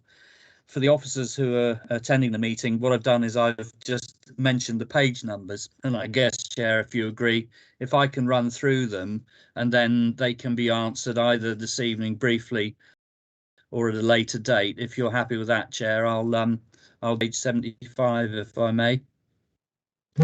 Okay, but okay, Chair. Just a moment, Councillor Hedges. Just to bear in mind that one of the things we're trying to do is not address necessarily specific enforcement actions at the moment, but more about what steps we now as a committee have to take in terms of looking at the areas of enforcement, how we're organised for it, what areas we may have to focus in on as a board. Do we need to take it forward? Do we need to establish a working group, task and finish group, or something like that? Because so if you could just bear that in mind as you go through your questions, please, Councillor Hedges. Yes, certainly, Chair. I'm aware of that. So so on page 75, it states at times matters are not enforceable and the team manages expectations accordingly. If councillors are expecting enforcement on issues reported to them by residents, how does the team set about exploring of being able to enforce these situations? And that goes back to Ms. Ansell's comment, where a lot of the legislation is either almost unworkable or completely out of date. So that's something perhaps the committee could see if there's some progress to be made there. The Bournemouth Act of 2011 was finally taken through Parliament to ensure that the named town had the ability to seize the goods of non-licensed street peddlers. Frequently, it was reported that goods could not be seized. Legacy Council. Goods could not be seized as the council at the time had no building to keep the goods securely. Is that still the case? Transport and Engineering Directorate, page 79, page 91.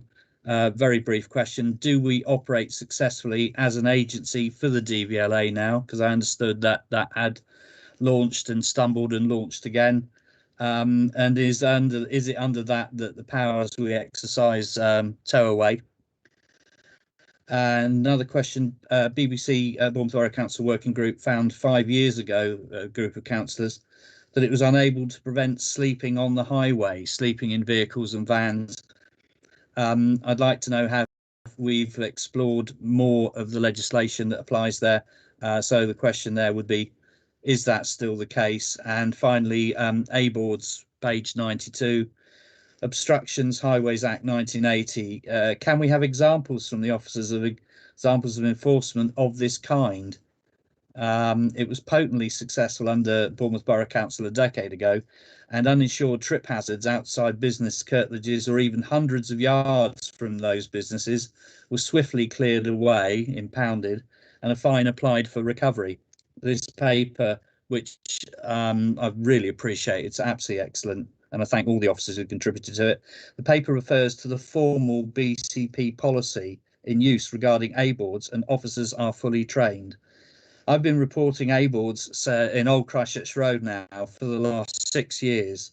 Can councillors please be sent a copy of this formal policy? Thank you for indulging me, Chair. I really appreciate that, and I hope that's going to committee progress a bit more on enforcement at their discretion. Thank you. Yeah, thank you, Councillor Hedges. Would you like to respond to those questions, Kelly? Can you do that? I think I can in some measure. I don't know if other colleagues will want to jump in. I wanted to begin by saying to Councillor Hedges that I would have been disappointed if he hadn't have asked a question. I have the enforcement dossier, and as you say, fabled as it is. So the first point I think was about finding ways of considering new sort of means of enforcement, and I think you know, something that we, as I mentioned, we need to make sure that we look at our current bylaws, the legislation that's available to us. And I think, you know, the answer is that we have been absolutely tenacious in the past about really sort of exploring all the different options that are available to us and considering what is the best means of securing the right and the most robust outcome, particularly around some of those tricky issues around things like street-based enforcement. And the simple position is that it's not easy. That we have very old, I think it's 1842 is the date stamp on the Vagrancy Act, and you know, we're working with legislation that is incredibly out of date, and also other legislation that is really difficult for us to apply in a meaningful way. But I think that, you know, we are always looking to ensure that we review how we approach using the legislative powers that we have available, and schemes like CSAS were born out of exactly that kind of approach. But I do agree that it's healthy, it's right, but we should always review how we do things, and I'm open to that, as I've already said. In terms of the storage of goods, we have confiscated goods from peddlers operating in Bournemouth Town Centre, and I can even provide you the photo of everything that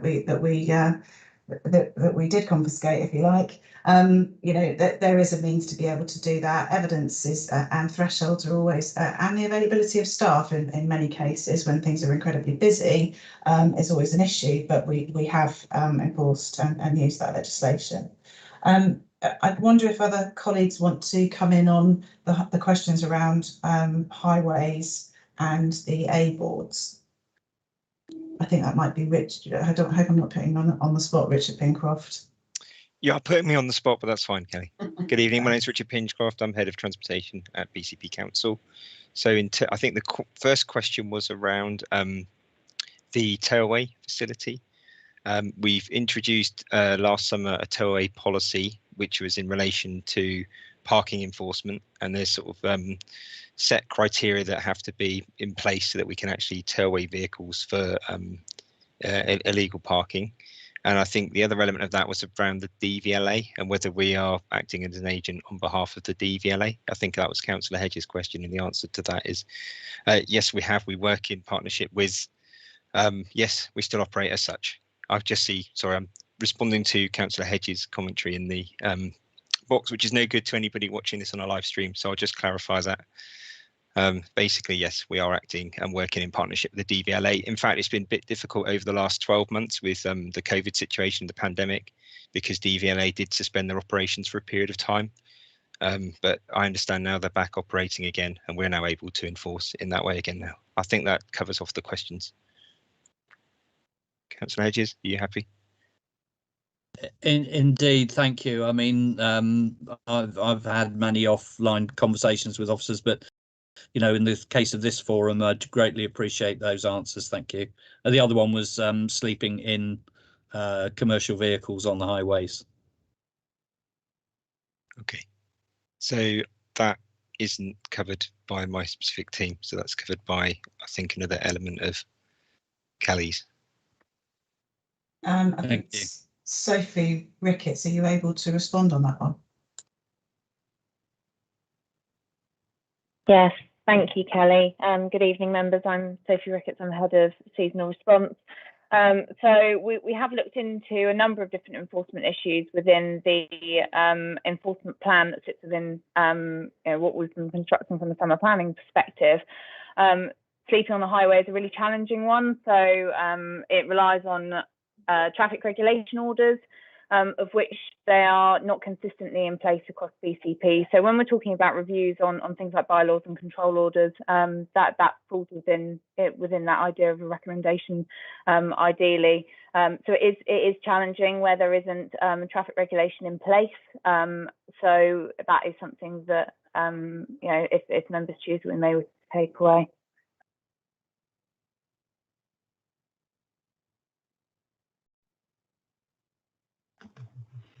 Councillor Hedges, are you content with that response?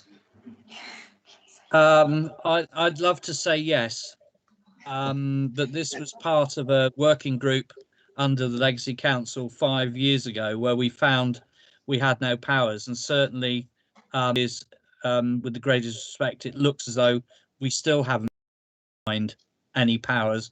But I know that with long discussions with Lorraine Mealing's incidents in my ward and other wards, that there are more and more commercial vehicles with people living in them and sleeping in them. Those vehicles aren't, they're either SORN or not MOT'd. One guy was interviewed by St Mungo's and he assured them he was very comfortable. He'd had a shower installed.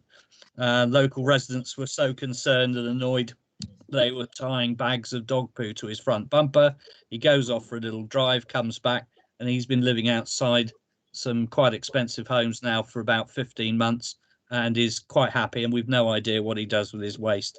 And that was all through COVID lockdown. So I have to say, being content with that specific point, no. But I would really like to see now that we've got this new incentive on enforcement, that this will be hopefully one of the priorities, because you know, we don't even know these people are at risk or being used as wage slaves just because somebody's given them a van and they can just sleep every night uninterrupted outside somebody else's home. So we do understand that, you know, St Mungo's are the most important first point to start with, making sure these people are safe and secure.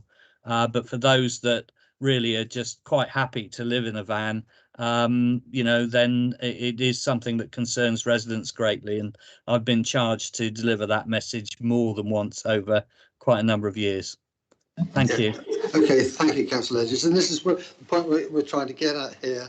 It's that, you know, what does concern members and what is there that we can do about it to help? You know, what areas should we and do we need to focus on? Because there is generally this expectation of residents about enforcement issues, and it gets to the point where they become very frustrated that the council is not able, for whatever reason, to enforce. And we're talking about some bylaws, but I can give you some examples, for example, where it's easier to take a sign down than it is to try to enforce what the sign is actually saying, or to update a sign because it's hopelessly out of date in terms of the amount of fine that may be applicable. Therefore, but it's just too difficult to enforce it, even if you have a sign that is the appropriate sign. So that it's getting to these issues that risk in the main, and what are we going to do about it if we can do anything about it? Councillor Dedman. Yes, thank you, Chairman. I just really wanted to echo what Councillor Hedges said from the Christchurch point of view. Speaking of the van outside rather nice houses, we have a lot of that situation over in Christchurch. And again, the bylaws, nothing helps. There's nothing we can do about it. So we've been told. So I'm quite interested to know how we're going to solve this problem. So I would really echo that and what the Chairman has said as well. Okay, thanks. Councillor Milieu, I'm sorry I missed you out just now. I didn't do it on purpose. I promise you. Thank you, Chair. You've given me an opportunity. I mean, it's a really tricky one. People living in vans, we certainly have that issue across the conurbation, even in my community. But I think there are bigger fish to fry. I really think that when it comes to enforcement around, it's those everyday bits and pieces that really wind the residents up. But I always feel very awkward about going after people who perhaps are living different lives. You know, just because there's a van outside someone's house doesn't really impact quality of life in the same way that other issues of enforcement does. Anyway, I also sympathise with the officers. I think they've done an incredible job at sort of listing all of this. I've been digging into bylaws around the seafront, and I won't actually talk about what's legal and what's not, because it's really very interesting if you dig into it, and it sort of feels a bit like we've got this pick and choose way of enforcing at the moment, which doesn't make a lot of sense to residents. And I struggle with it because I like to know my rights and know what I'm entitled to do and what I'm not entitled to do, and how it's enforceable in terms of the legal mechanism. Obviously, as councillors, we all get very frustrated, I think, when you put in for an issue, you say you ask for some casework on it from the officers, and you come back with a bit of a brick wall around sort of time to enforce, the resource, the magistrates' court, and a lot of issues which just seem to be barriers to actually getting enforcement done.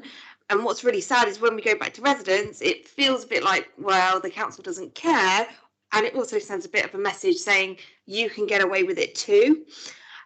So just moving forward and looking at what we could do maybe as a committee, I would really like to understand a lot more around the figures.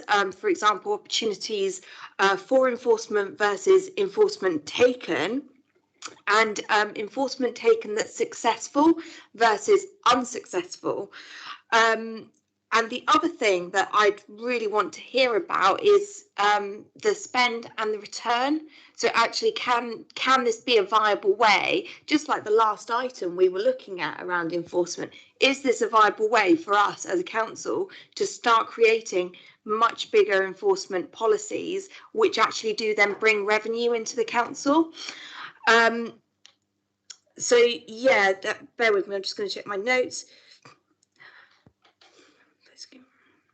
Yeah, so finally, I think the other thing that I was thinking about last night reading this paper was around policing. Another issue that I find when I'm doing this casework with residents is, you know, oh, it's a policing matter, and then, oh no, actually it's a council matter, and you sort of fall in that really horrible place where no one actually really wants to take responsibility for an issue. And that's, again, really hard to communicate to residents, because when there's something that's wrong, it can feel like a really huge issue, but really you just need to, it's almost a little bit of a PR thing, and that communication is what's really important to residents, just so that they're really clear on what enforcement is possible and what isn't. So yeah, I think lots there, but yeah, thank you, Councillor. And these are the sorts of concerns that we're thinking about, and for best will in the world, we're not going to be able to address those tonight.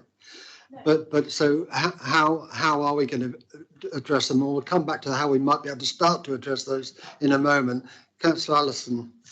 Thank you, Chair. Yeah, so really, I'm quite familiar with a lot of the content of the report, and a lot of the officers are on the call, because a lot of it was in my portfolio previously.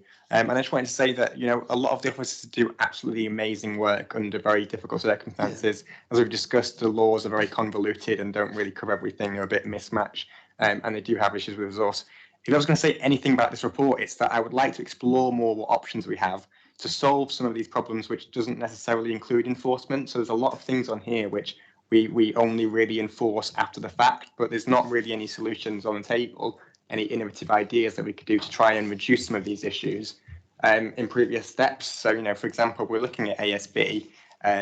We have lots of problems with ASB in my ward, but we're looking at a result of all of the youth centres closing over the past 10 years. And that means that there's lots of teenagers, people of young age, who have not got anywhere else to go. And then that leads to them hanging out in places. And then that leads to ASB. And I think as a council, as a local authority, as a country, we spend too much time trying to solve the problem after it's happened and not enough time trying to solve the problem before it happens. Okay. Thank you. Thank you. Councillor Rigby, have you, I think you were next. Yeah. Thank you. Thanks, Chair. Yeah, thanks, Councillor Earl, for giving the other side of people who are living in vans, and that, I think it's a really valid point that you know, there's a lot of people who are priced out of renting, priced out of buying houses now, and this new way of living, of getting a van and converting it and living there, I think as long as people are safe, secure, warm, and not causing a nuisance with waste and things like that, it's not particularly an important issue. Where it is something more substantial, yeah, something needs to be done, which brings us on to what can we do as a board, and what would we be doing? This report, I found it quite eye-opening myself, because there's things in here which I didn't know we could actually enforce about. And if I don't know it, and I've been a councillor now for 2 years, then there's certainly a whole lot of residents who don't know what the council can enforce. So it's kind of building on what Millie was saying a little bit, in that we need a way to find out what is bothering residents and what we can do about it, what is being enforced and where they're coming in. I think it'd be good to see the development of some sort of gateway or some way route in for residents to actually put their complaints to the council, where there's a clear direction, whether that's a dedicated part of the website where you don't have to go through for each individual incident, like fly tippings on one area of the website and something else on another area. If there was just a list, what is your problem? How can we do that? Let's get there. A similar phone number or phone line. And that this data is actually recorded, and we can come back and visit this as a board and say, look, these are the complaints that are coming, these are the enforcements which are happening, or these are the ones which aren't happening, and how can we go about making something happen there? I think getting the data and getting hold to drive things forward. Thank you, Councillor Rigby. Councillor Cox. Oh, I feel as though we did this deliberately, because I was just going to take over from what Councillor Rigby just said. The data is important, and as we've already found out tonight, that we all have very different views as to what's important and what should be enforced, and what shouldn't be, or should we say should be treated more gently. And we're all different, and we all have different views on this. One of my suggestions would be that use that data and publish it, and put it on a website, and show what is being enforced and what isn't being enforced, and when it is enforced, what the consequences are. It strikes me that in terms of enforcement, you know, I seem to get hauled up for a speeding offence when I go 3 miles over the limit very quickly, and the police are very good at that. Unfortunately, when I ask the police to enforce the fact that cyclists are on the pavement in Tuckton Bridge, they're not the slightest bit interested, and that's because, you know, there's some funding, I think, I suspect, behind the speeding tickets, and that's that, you know, that kind of enforcement. You know, I as a regular offender, I get a bit cross about it, but you know, if I'm going over the speed limit, I should get fined. And similarly, other people, when they are, you know, when they need to be enforced, they should pay the penalty. But I think the way to do it is to be transparent about it, to publish it, and to almost embarrass agencies to do something about it, whether it's the police, whether it's the council, or whoever. Thank you, Councillor Cox. Councillor Fear, and did you put your hand up there? Okay, Councillor Fear first, please. Thank you, Chair. Yeah, I've really enjoyed this item, actually. I think there's been quite a lot of consensus on this board, which sometimes we don't get. And I think Councillor Earl and made some really good points. I think I completely agree with. And obviously, thanks to Kelly Ansell and all her staff as well, and what she's done with this. I feel there's so many ideas and there's lots of interesting ones. There's quite a lot I agree with, actually. I think it's just, and I don't think we're going to be able to do this tonight, Chair, but it's just starting to kind of home in on what's going to be the best practice to do. I think that's what we've really got to focus on now. So all these ideas can come to the fore then. Thank you. Yeah, thank you very much. Councillor Dedman. Yes, it was just really to clarify something and to ask a question. Vis-a-vis what Councillor Hedges said and I came in on about the sleeping overnight in vans. I must clarify, having spent a night in my car often by mistake, thinking it was going to take me 2 hours and it took me 10 to get somewhere. It is only the waste of the refuse problem, all of that. It isn't, and I think you will find that the residents do know which ones are like that. The other thing, Chairman, is environmental. It's on page 88, and I don't know if you've covered that because I know we were out of the room for a bit. It's environmental ASB, and it says dog/horse fouling. Now, what is horse fouling? Because having ridden a horse and it, what do? Get off and sweep it up and take it with you? I find that's one that we shouldn't have on here, in my view. But, I really wouldn't want to tell you exactly what that horse fouling actually is in detail. Thank you, Councillor. But the thing is, Chairman, that fouling of footpaths by dogs is the one that is chargeable. But if the dog does it in the road, as far as I understand it, the law is that it isn't. So the horse, it was just a thought when I read it through that I think it should be changed. Thank you very much. I think we're getting the flavour for this. There's a genuine interest in trying to focus in on the issues that really concern members with regard to enforcement. Councillor Andy Hadley has been very patiently waiting in the wings to have a chat. He is with us online.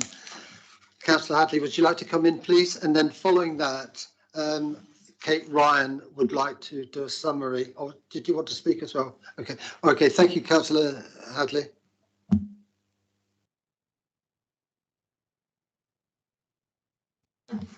Come in, Councillor Hadley. The floor is yours.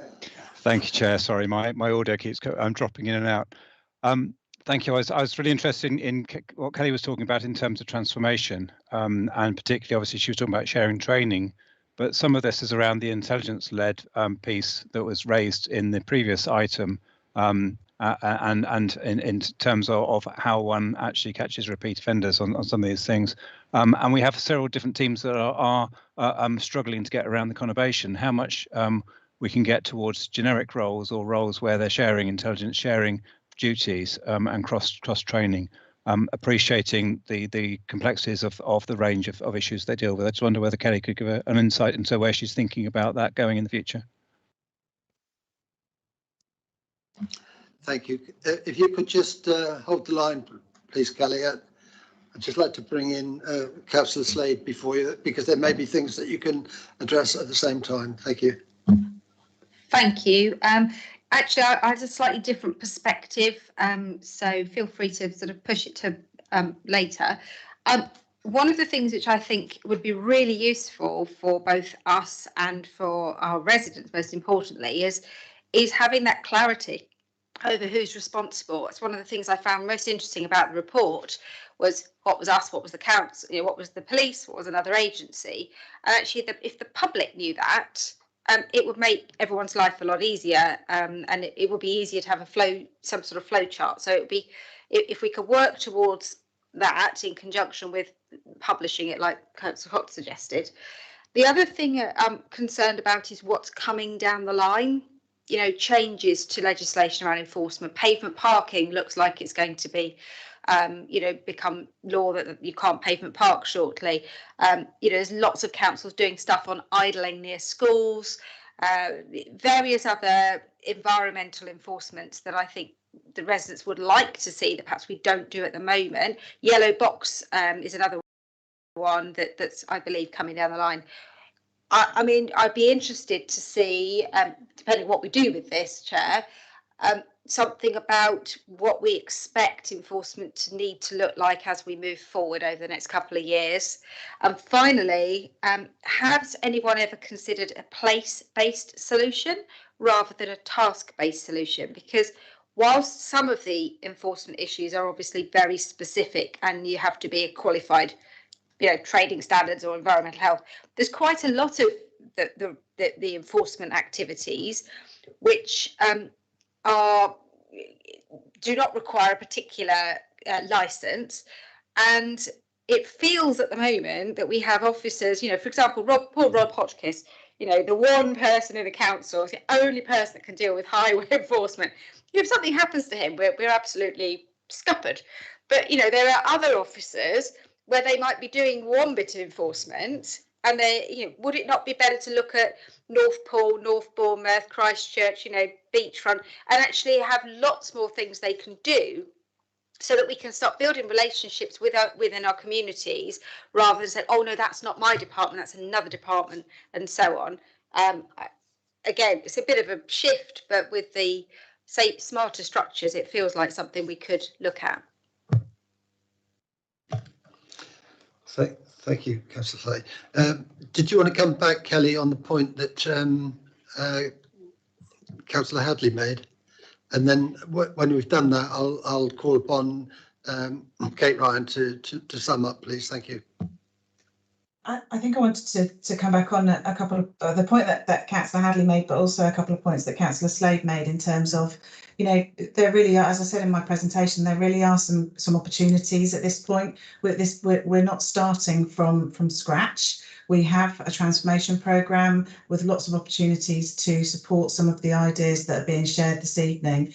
One of the things that we always struggle with, and certainly members who are engaged in enforcement action with us and understand that some of the frustrations around that, both from an officer perspective and also within our communities, is quick reporting, the quick ability to get to the right place, and you know, to make sure that people feel comfortable and confident in giving us the information that we need to act.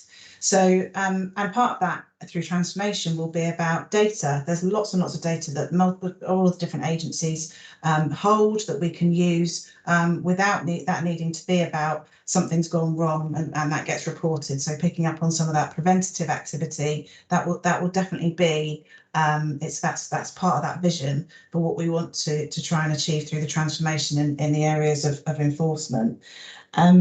I think we've been talking about, I think we used to call it an enforcement directory, Councillor Slade, and we've been talking about that for a while. I thought that the summary that we provided in the appendix was as good as close to we might have done, might have achieved so far. But I agree, there needs to be good information about who does what and where to go. And plus, we have already some examples of place-based solutions, be that we did a particular enforcement project at West Hill that was funded by MHCLG that was really successful in terms of looking at within a certain defined scope how we worked to deal with some issues there. And of course, we've got our targeted enforcement service that really does break down some of the barriers between us and the police and has a holistic element to it. So I think we already have some of those examples, and I would be, I think, as keen as you are to continue to explore that. Thank you, Kelly. Councillor Edwards, just one point, Kate, before just Councillor Edwards wants to come in just quickly. Thank you. I just wanted to plug something, that was all. It was a few years ago, North Bournemouth Crime Prevention Panel came up with a website called mysaferbournemouth.com, which I urge you all to have a look at. And it's online community support. And it says, if you have a community issue, you want to know who to report it to, you need to know what information they need to help, and you need to understand what action they can take. And then it goes on to several things going from neighbourhood disputes, antisocial behaviour, fly tipping, graffiti, and it gives you all the information there as to who you can report it to. It's a very simple website to use, and there's no reason why it can't be rolled out to My Safer Pool, My Safer Christchurch, My Safer whatever. But I just urge you to have a look at it. Thank you. Thank you, Councillor Edwards. Thank you, Kate Ryan, for organising this paper and bringing your officers from your team in this evening. It's much appreciated, as you can tell from the interest that members are showing, despite the late hour and despite the fact they've been going all day. Yeah, thank you. If you wouldn't mind coming and summing up now, thank you. Thank you, Chair, and yes, I just wanted to thank Kelly and all the other officers that have come to report and are on the call. I think it is an example where over the last sort of 15 months, actually closely together, just to recognise a number of the teams that have really been redirected to enforce in a very different way through the pandemic response and then through our summer response work, which you will be coming on to as your next item. I just wanted to flag, I do think there's a real potential here, the creation of the enforcement job family and pulling those roles together, even though they're still sat in separate structures, does really enable us to start exploring some of the opportunities that members have been talking about today. I was just going to reflect where section paragraph 42 onwards talks about some of the priorities and pieces of work that we'll be looking at for the next 12 months. And that does include the transformation piece, which is outlined in paragraph 46, but also potentially reviewing the bylaws, dog control orders, etc. So I think there is some real work for overview and scrutiny to get there to be coming up. I guess I would just ask the committee to be mindful of the timing of that work, given that these areas will be really flat out once we start seeing the sunshine and experiencing more visitors, etc. So it's very much a link to the next item, and the fact that we will be really flat out trying to ensure that all of our enforcement is working well through the summer. So in planning your work, Chair, as a committee, it's just being mindful of that time frame. Thank you. Thank you very much, Kate. Okay. Well, I think chat about this now. One thing I think I would like to say is that there's clearly an interest. There's clearly areas of enforcement where there's more concern than there are in other areas, but we don't really know what it is we want to do. We just know that there is actually a whole raft of issues around enforcement, and far too much to discuss at any one of these meetings. What I would like to suggest that we do actually create at some point a task and finish group to first of all scope out the areas that we really want to focus in on, and to look at the resources that we've got, and of course this would run in parallel with the transformation programme, which is really going to reshape the way that enforcement is done anyway. But some of the thoughts that have come up tonight about particularly the gateway for residents, I think that's one of the main concerns that residents seem to have, is that how do they get in, how do they get sorted, and once they get in they find that actually they hit a brick wall and they don't seem to be able to get anywhere, and already we've got a potential an idea about how it's been done before. So the constraint is, of course, with democratic services provision, the number of groups that we can have working at any one time. We've already got the local plan working group, but there could, I think, probably in maybe a month or two's time, be a gap in that process where the local plan will be going out to consultation, and during that period it may be that we will not have the local plan working group running. So I think that it may be during that period we may be able to constitute another team to look at enforcement issues, and so that would be what I would suggest. And if members think that that's a reasonable way forward, you know, I can take an action. We don't need to necessarily vote on anything, but we can take an action to look at that and to come up with a proposal for that and a timescale for that, and how we might actually constitute that particular task and finish group. And you know, I would, if there are genuine interest from members, or even outside of this overview and scrutiny board, particularly, I mean, for example, our friend Councillor Hedges, who's put a lot of effort into this area over the last couple of years. Sorry, I got distracted. So that's how I think that we might be able to take this forward, and I can come back to members of the board at some point with some ideas about how we can do that. So if members are satisfied with that, we can probably close this item and move on. Okay, all right then, we'll move on. Now I am going to propose that we just have a quick comfort break, just a couple of minutes, if that's all right. I know it's late, but I think we probably all need a quick. So we could just take 5 minutes and we'll come back.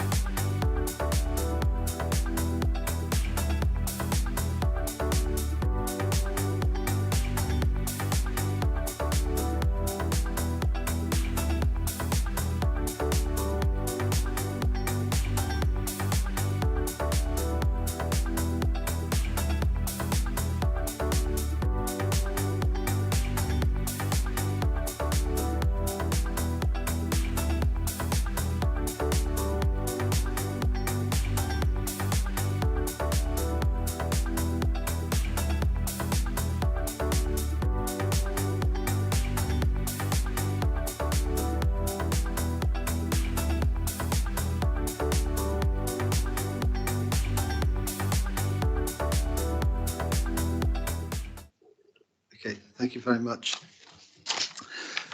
So members, we come to agenda item 7, seasonal response. Now, this paper was in response to a request from us to see what arrangements were being put in place for this summer's onslaught, if we can call it that. But I'd like to invite Councillor Mohan Iyengar to make a presentation on all the arrangements that have been made and the action plan that he has put in place for managing the very hopefully busy time that we will face during the summer months. Thank you, Mohan. Okay, Would you like to introduce your paper? Thank you. Okay, yeah. Thank you, Chairman. Thank you, committee members. I'm mindful the chairman said the deluge or the onslaught. I think it will come with the chilly weather. I think, but we are expecting it to arrive.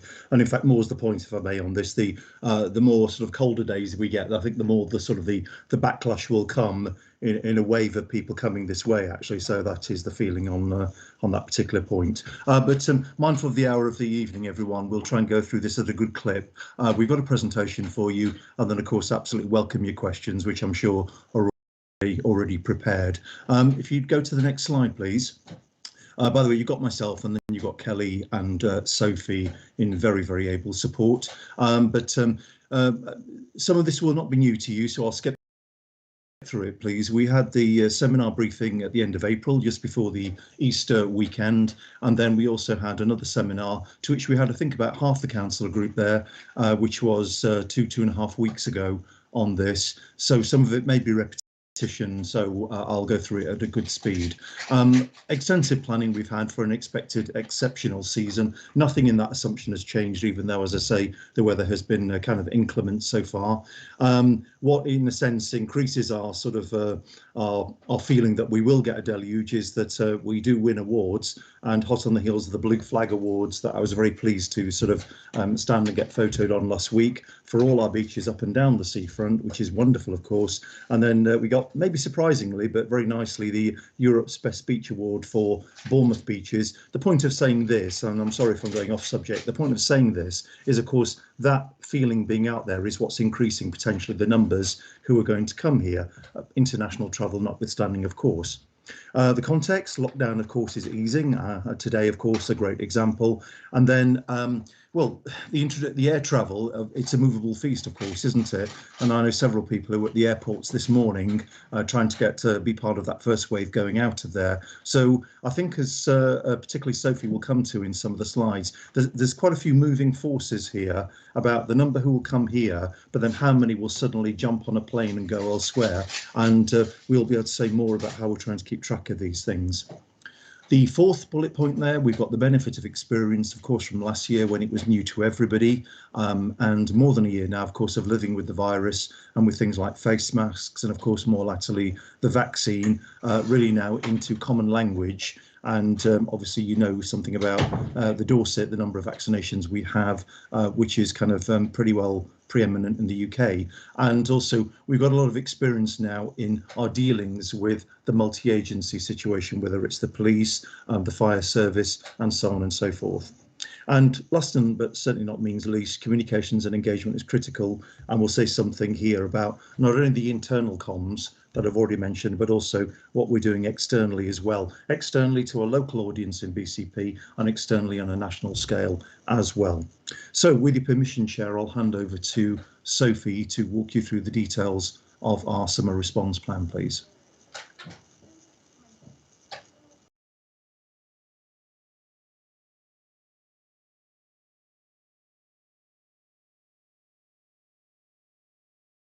I'm hoping you can all see this because it's just decided to play up on my screen. So I'm hoping you can see. So thank you, Councillor Iyengar. I'm Sophie Ricketts and I am the head of seasonal response. I'm going to take you through the remainder of the presentation.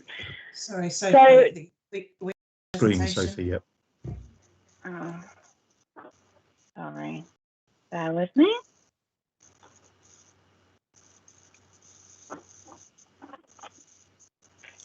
That's it.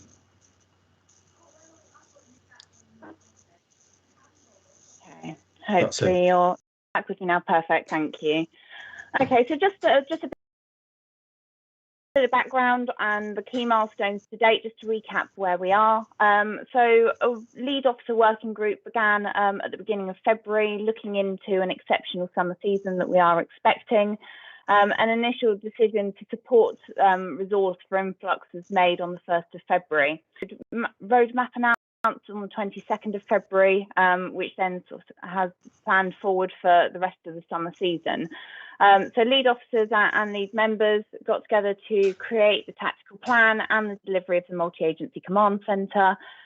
We also looked at a risk and impact approach based on what we were expecting to see, what we saw last year, what we see in a general busy summer, and how we might mitigate some of the issues that we see year on year and last year as well by the additional resource requirements. So we've used emergency powers to grant additional spend on the 12th of March in order to deliver the tactical plan in time for our Easter weekend, which we were expecting to be relatively busy. The first lockdown easing was on the 29th of March, and that was the date that the multi-agency command centre opened as well, which I will show you shortly. And we then occupied the multi-agency command over the Easter weekend between the 2nd and the 4th of April. So we have had a soft run at this already to test the principles of the tactical plan and the delivery. Since then, we've done a massive amount of data analysis to predict our trigger levels for the entire summer, looking at a range of different data sets that I will talk to you about shortly, and we're keeping those data sets under daily review, so really looking at that potential for change. What we've also done is completely dovetailed into Festival Coast Live and the events planning for the summer season, so that we've got a really consistent approach between summer planning and also the event schedule that we're due to have, keeping as well based on the roadmap. So the tactical plan, we want people to enjoy our towns, our open spaces and our seafront locations. So you will hear me talk about protect, respect and enjoy. And the way that we're going to manage that is through effective intelligence sharing, partnership working, collaborated responses, clear communications and clear engagement. So that's within the partners that we work with, but also out to the wider communities as well, so that they know what it is that we've got in place and what we expect of them when they come to visit our open spaces.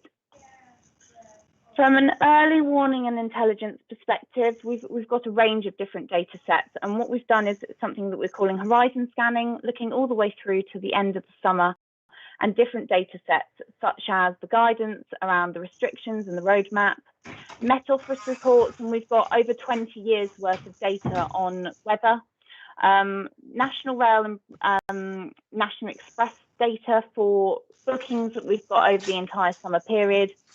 Also a lot of historical data trends, town centre footfall, hotel bookings, and then also looking at things like planned events.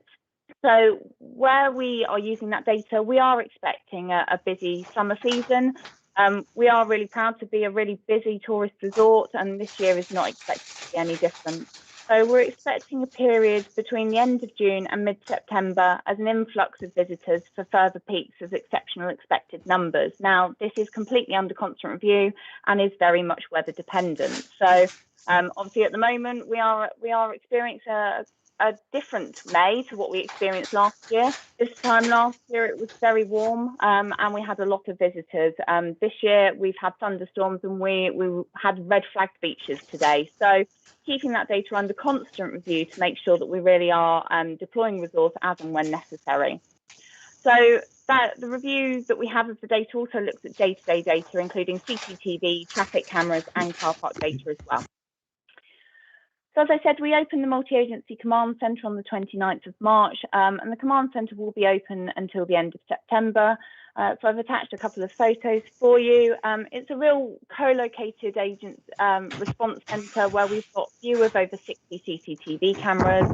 We've got intelligence briefings with all of our partners, to include the police, the RNLI and other wider partners, a central communications channel, and this is where the Bronze Command from a BCP council and a police perspective are based. So we can deploy the staff that we've got jointly across the piece, across the entire conurbation to exactly where it's needed. So within the tactical plan, we looked at enhanced delivery. So what I want to give you is a bit of an overview about what we've said we're going to deliver for 2021 and where we are with that current delivery. Litter is something that we see on a year-by-year basis. So as a busy summer resort, we do see an increase in litter issues in our open spaces over the summer period. It is a challenge to manage that litter collection, especially when you're looking at lorry-based collections along a seafront. So this year we've included manual crew collections, we've increased bin provisions across the seafront, and also our open spaces. We've assisted access to the recycling centres for efficiency, and also we've increased our enforcement resource as well. So we are currently on track with current delivery. So there have been 23 additional staff dedicated to the seafront areas and the open spaces, and additional refuse vehicles. We now have 648 bins along the seafront to include recycling, and over 100 extra bins in our key open spaces. So the delivery on this is really successful. And what you will start to see through the trends of this is that our delivery, we are ready for it at the moment. It's now a period of nice weather so that we can start to really test the principles of exactly what it is that we're delivering. We also looked at enhanced toilet provision, so making sure that our toilets are open later when they need to be, when we've got that influx of people, that we have a contingency for portable toilets if it's required, that we make some enhancements to our key sites to make sure that we don't have things like blockages, and we reduce any downtime in those toilets, and then also increase cleansing as well. So, you know, with COVID transmissions rates, we want to make sure that our visitors are kept safe. So we are on track for delivery of that at the moment. There are some additional toilets that are being sourced at East Cliffs. Apart from that, we are completely on track for summer delivery. Traffic congestion is something that we see on a yearly basis. So key areas like sandbanks, where the infrastructure can be a challenge for increased demand. We want to make sure that traffic is free flowing in all of our key sites. So what we have done is we're looking at recruiting up to 72 civil enforcement officers, and at the moment we have 49 recruited, and recruitment is ongoing on a weekly basis to make sure that we are getting to those numbers by the summer period.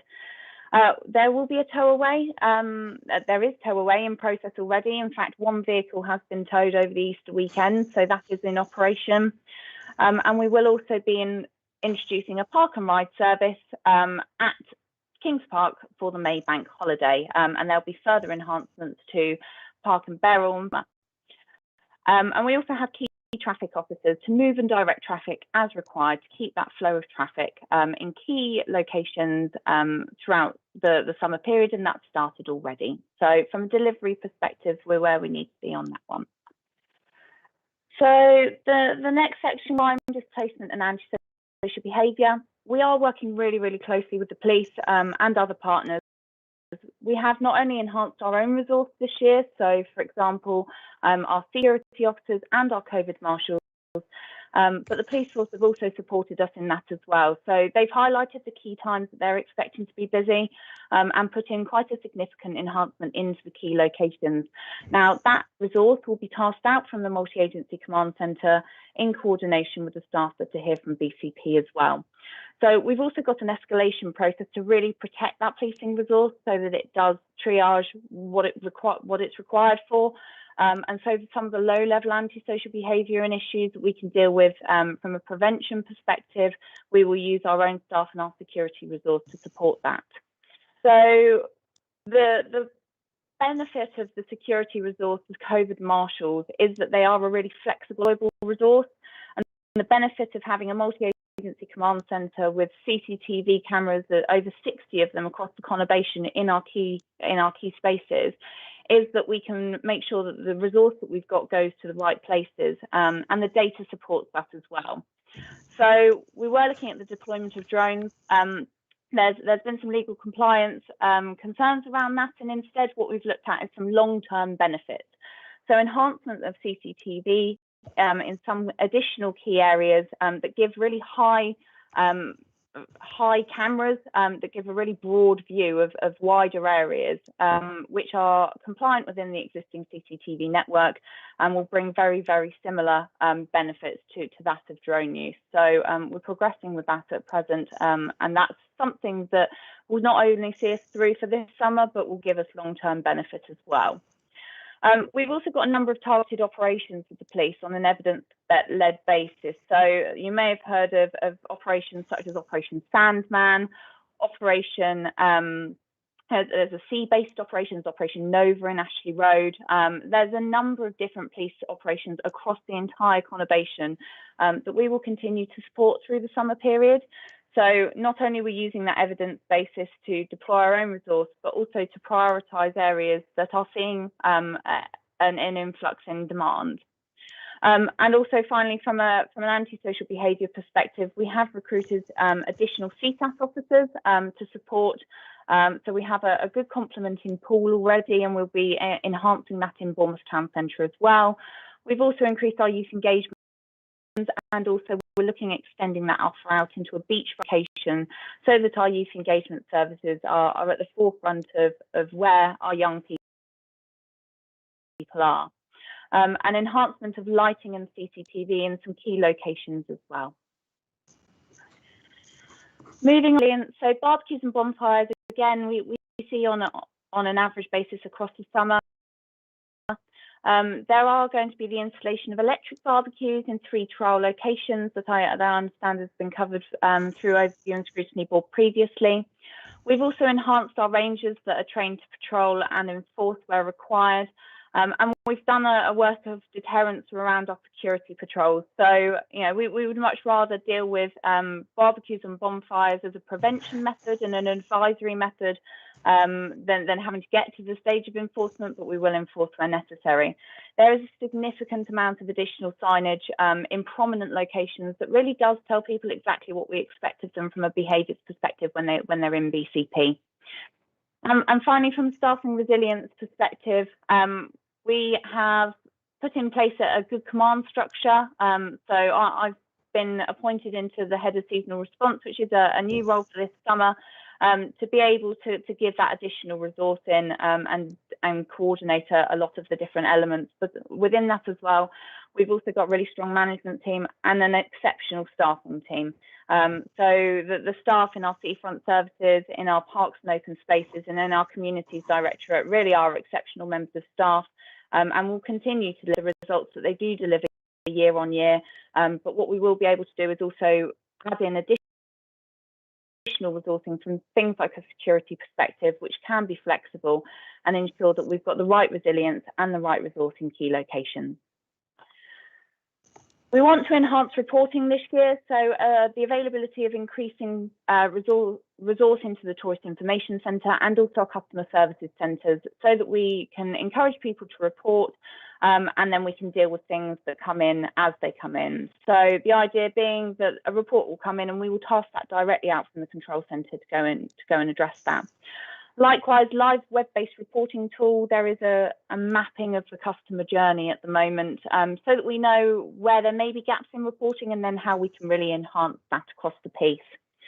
And finally, within the reporting, the beach check app is now live with real enhanced data. So last year we had the beaches and a red, amber, green from the beach perspective. This year it's been enhanced with car parks, it's been enhanced with toilet locations, and it'll also be enhanced with first aid locations as well. So it will be updated from the multi-agency control centre, and it will tell people in real time exactly what they can expect from our beaches and where the facilities are that they are required. Communications is key to the delivery of the tactical plan, so making sure that people know what's expected of them, but also to give them the information that they need in order to plan their journeys, and also plan the best experience that they can have in BCP. So there's quite a robust comms campaign behind this.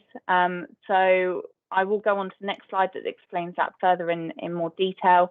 But we are on delivery with our communication segment. There has been a massive amount of media coverage of the plans, to include a national segment on BBC Morning Live, as well as lots of local interest as well. And there's even been interviews this week ahead of pieces for the bank holiday weekend with BBC Solent and radio channels. So the momentum is there, and we really are getting that message out to people that BCP is a wonderful place to come. Please come and enjoy your holiday, but do protect, respect and enjoy our areas. So that nuanced theme is across live and also summer resilience, and the two are really closely linked together. It tells people to download the app to plan their journeys in advance.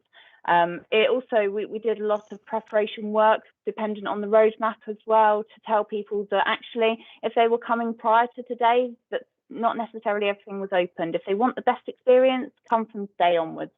So we've geared up for that. We're ready to welcome people, as we are every year, and we've enhanced our resources effectively. So we'll be encouraging those positive behaviours. We'll be really clear about our resort management, and we will go out really robustly on the important measures that we do have to take.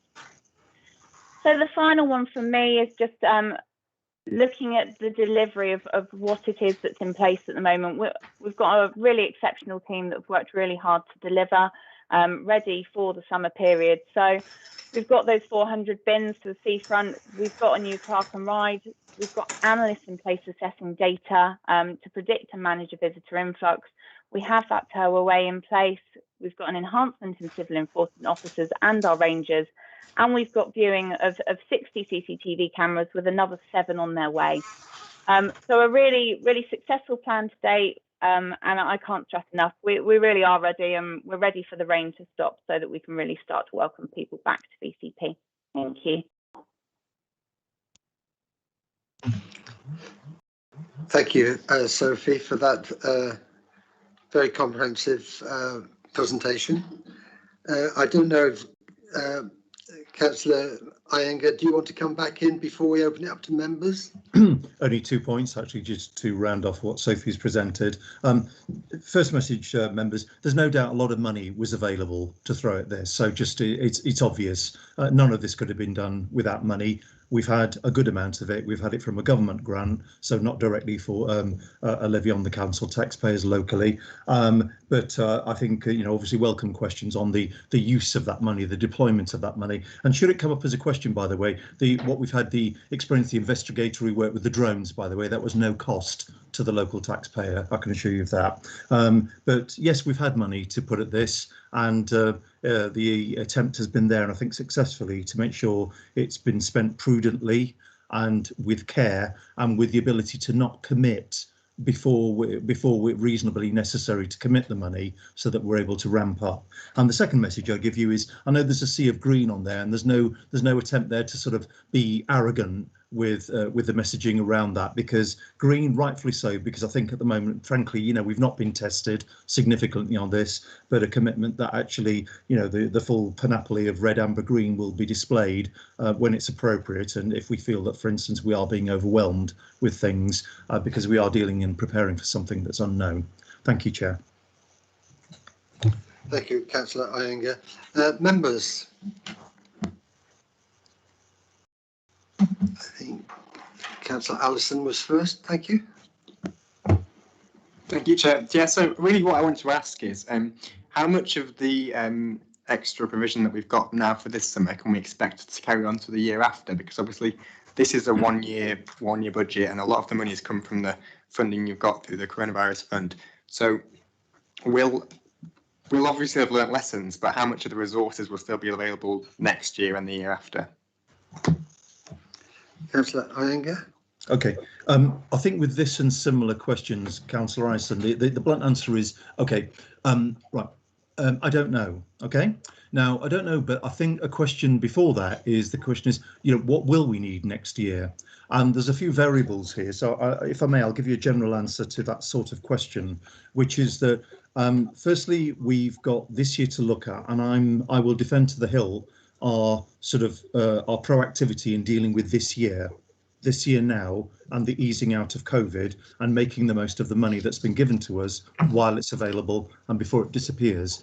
But then, of course, we come inevitably to your question, which is, well, OK, the money is here this year. What about next year as well? Well, I think the only answer that I can give at this point is that through Kelly and Sophie's and other officers' work right across all departments, is that we're sort of logging where the deployment has been, and there's something intangible which we'll present at some point in the future, which is our assessment of the effectiveness of that deployment, kind of bang for the buck, if you will, which is we spent here, what was it worth? Literally, did it have a leveraged effect, or literally was it kind of something which in future years we think, yeah, good, but if we had to pinch money, we wouldn't do that again, sort of thing. And that assessment is ongoing. We'll sort of by the end of summer, or come, you know, the other side of September, maybe into October, we'll be able to have a fuller review of that and come to some firm conclusions to intercept the budget next year to know how much money we will need for next year. Now, we're all assuming we won't have the same money next year. I don't think anyone thinks that's a possibility, but what we will have is quite a good bottom-up view, resource-based, of what we think we will need next year, and then we can discuss it again around that time. So if I say I don't know the answer to your question, but I hope, you know, I've contexted it with there's an approach here to understanding what we will need next year and a realism that we won't have the same money next year that we will have this year. Thank you very much for that answer. Councillor Iveson, you're happy? Okay, I think Councillor Howard, you were next. Thank you. Yeah, a couple of questions. Firstly, Councillor Anger, you mentioned that the document will be updated as appropriate when with different colours. Is that going to happen on a weekly basis, because the task and finish group meets weekly and the main multi-party group meets weekly, doesn't it? Is this a living document that we will have access to and we'll see change on a weekly basis? That was the first question. The second one was one of the things that disturbed me most last year, and it's not really I mean, it is exacerbated by COVID, but it's not just a COVID issue, is the number of people who were drunk on the beach, and how the atmosphere on the beach in Bournemouth kind of changes about 3 or 4 o'clock, and the abuse that the seafront staff had to put up with. So, you know, we have the European Championships this year, so in football, don't we? So there's every chance there's going to be many more drunk people around. I wonder if that has been factored into the situation. Thank you. Yeah, carry on, please. Okay, just on the first question, I really do not want to commit to issuing this weekly. There are regular meetings, as Sophie's detailed. There's daily meetings, there are weekly meetings. There's a constant synchronisation going on. But those red, and as they become red, amber, greens that you see there, that is kind of a discussion across multi-partners, so that literally it's kind of an agreed view. And it's not something that, please, I want to ask officers or commit officers to sort of doing on that kind of basis, and especially not when things start becoming extremely busy. I think what I'm very happy to take in the spirit of your question, rather than the exact detail of your question, is that there's some mechanism whereby councillors here, but actually councillors more generally, are in a sense sort of kept informed. They don't feel out of the loop with how things are unfolding and what our response is. But I am not content to commit to a weekly basis, just literally because of the extra burden on the officers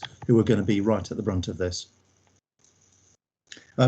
Forgive me, on the second one, I'm sorry, Councillor Howell, on the second question that you raised, this was literally, well, have we factored it in? Well, yes, absolutely. I think if Superintendent Browning was here as well, he'd say, yes, they're all acutely aware of things like the football championships and various other things, and depending on how the Cherries do very shortly as well tonight and next week as well, and a bundle of other things as well. We've had a long list of those, and they came in the seminar that we saw recently. Yes, it's incorporated, Councillor Howell, but obviously I can't say that we, depending on exactly what behaviours kick off, that we may get surprises. But certainly behaviours last year, behaviours what's like to happen this year are anticipated. I'll hand over to if the officers wish to add any more to that. Thank you. Yes, the police have been really shoulder to shoulder with us in all of the planning. So they've significantly enhanced their resource to support us, and we're working through that escalation process as well with the current resource that we've got. So we are prepared for an influx of potential antisocial behaviour and alcohol-related behaviours into the evenings with our policing colleagues, and that resource will be planned out through the MAC. So we'll be able to deploy where we can see it straight on the ground, and then we can go and respond to it effectively with the staff that we've collaboratively got together. Thank you very much. Thank you, Councillor Howes. Councillor Earl. Thank you, Chair.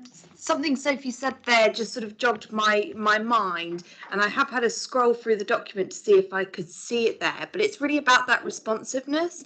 Is there going to be any opportunity for residents or anyone visiting the beach to report issues as they come up? I'm just sort of thinking, that person down the beach who's got their barbecue going at 2 p.m. Disturbing everyone. It's great if you can see a beach ranger, but if not, is there a way that people can raise that with the council, whether through a phone or whatever? Thanks.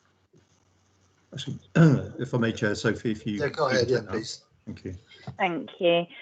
Yes, we're currently, so there are reporting mechanisms in place across various different areas so we're working on harmonising that and having a really consistent approach. So we've looked into things like QR code reporting, but obviously making sure that there's not digital exclusion there as well. So utilising our tourist information centre, it's something that we're quite rapidly developing and will definitely be in place and quite prominent in time for the summer season. Thank you. Councillor Neil.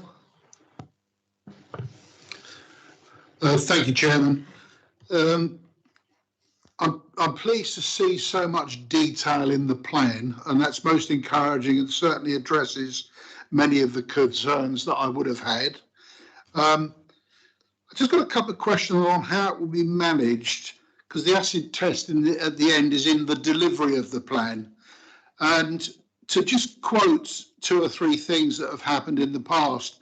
For example, beach wardens in the last couple of seasons has been noted as congregating in 2s or 3s and generally moving around, talking to each other and quite often missing detail. Will they actually get a clear brief this time on what assistance they should be offering, the control elements and the reporting? And in particular, I'm thinking of the more mundane, but no less important, and particularly to the ladies, are bins overflowing, toilets in need of soap, the dryers working or not working, or towels available, blocked drains, blocked toilets, and broken services. How will that be managed, and will there be some sort of service squad that can respond in a timely fashion? And the second part of the question is really to do with Paul and Paul Key Apartments. When that building was built, part of the condition of the approval was toilets would be provided. Those toilets have been closed for several years now, and nobody seems to have taken on the developer responsibility. Is that something that will be addressed? Because it's all too common, given the catering in that area, that people want to use toilets and they either have to walk to the bridge or about a half a mile to the middle of Beta Park. Thank you. Thank you, Councillor Iyengar. Yeah, thank you, Tony, for your questions. I'll cover both of them. If I may, I'll give an initial answer to both of them, and then I may ask, please, for if officers want to add more on it. On the first one, now, I'm aware of the opinions, and I think that also informally, Tony, you've expressed that to me as well. I think it's one of those things that's partly true, and if I may, partly unfair as well, because we all know of some instances where things don't go quite right, or for instance, it appears that some things are being overlooked, whether it be the sand clearance or whether it be something else. I will absolutely defend the dedication of the vast majority of our officers all along the seafront and inland, and whether it's to do with waste management, whether it's to do with transport, and whether it's to do with, and forgive me, I won't be naming all the functions here who have been contributing to all of this, but I'll absolutely defend their dedication, and often, just as I hope all members on the committee would agree tonight, often doing this in sometimes very inclement weather. It's a very outdoors kind of job, often doing very sort of dirty and sometimes hazardous work, and sometimes doing it under provocation as well. And sometimes really unpleasant provocation as well. And that therefore sometimes I think, none of what I'm saying excuses, I think, the point that quite rightly you're making, Tony, but I think that's the relevant context, I think, around where, how many people are doing their jobs at the moment. Now, I do believe, because actually this came up before, and it may have been from yourself actually, Tony, the challenge about, are people spotting things proactively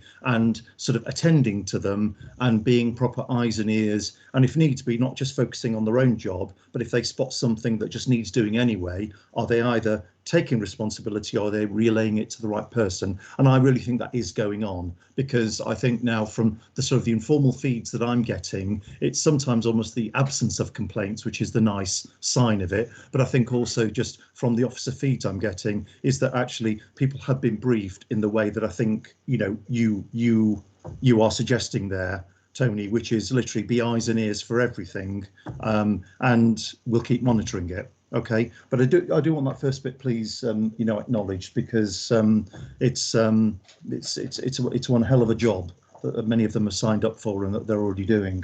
On the second one about Dolphin Quays, now on this one, I'll say a little because I'm actually not an expert on this, but the reason for those being open is something partly within the planning world and partly to do with an enforcement or maybe a compliance issue, if I can use the right word, which maybe relates back to the previous discussion. The opening of those toilets or not is not within my remit at all within the summer readiness plan.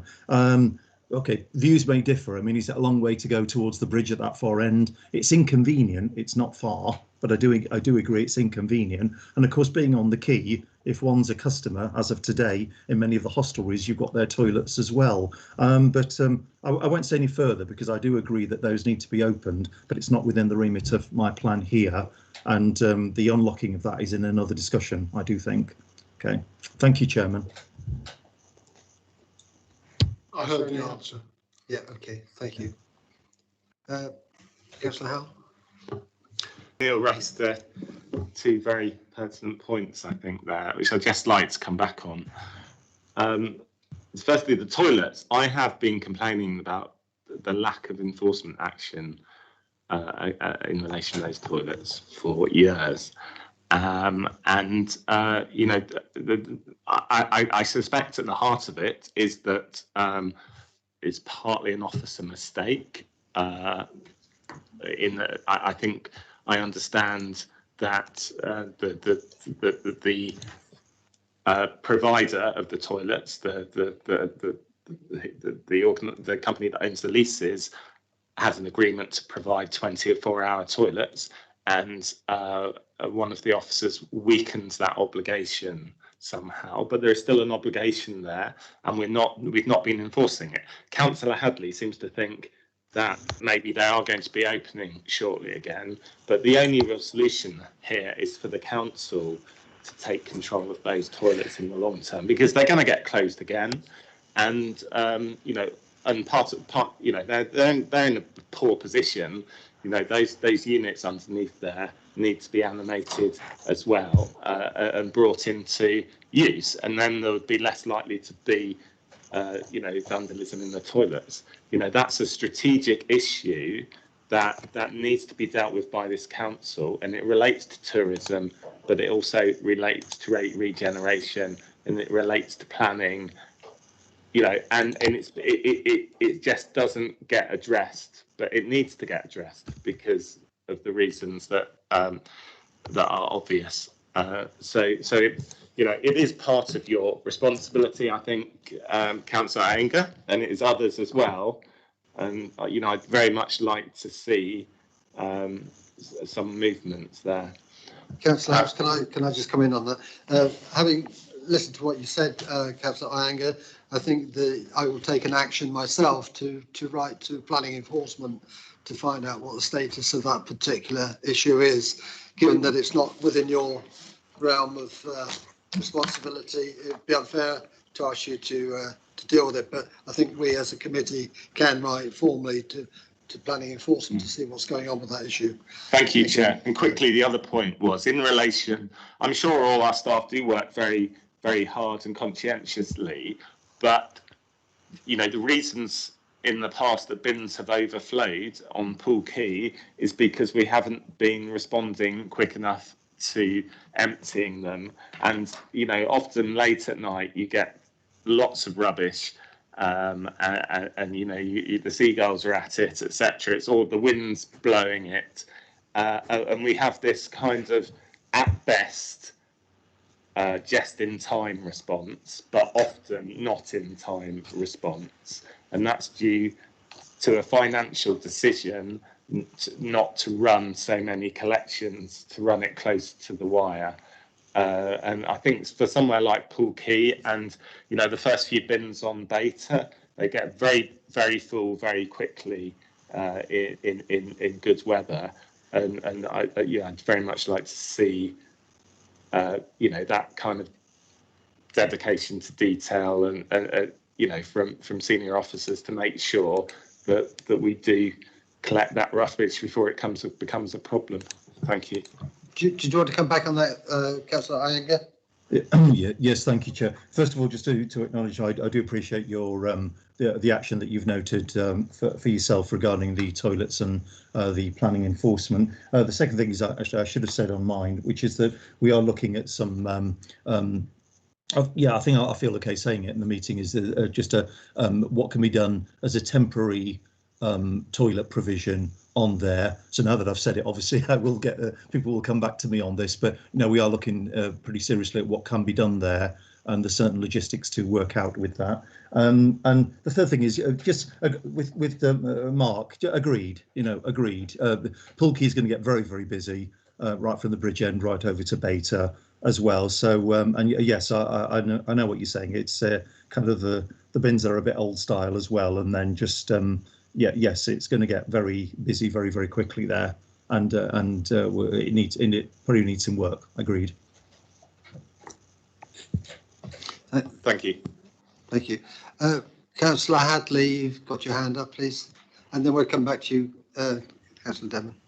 Thank you, Chair. It's partly just because my name was raised, and I just wanted to advise that I'd heard via the bid, because the pool bid had been very keen on getting those toilets reopened, and I'd heard from them that was going to happen. But I'm very grateful to you for taking the matter up, because I think the longer term is important. But it's one of many facilities, and I'm pleased that Councillor Iyengar has suggested there will be work at not just Pool Quay, but actually other locations away from the coast, where people go when the weather's not quite so good, or where they go following spending a day on the beach. It's really important. I think the summer plan isn't just focused on the beach, and a lot of what I've seen is about that. So I'd be really keen to see some support for other areas too. Thank you. Thank you. Councillor Devon. Yes, thank you, Chairman.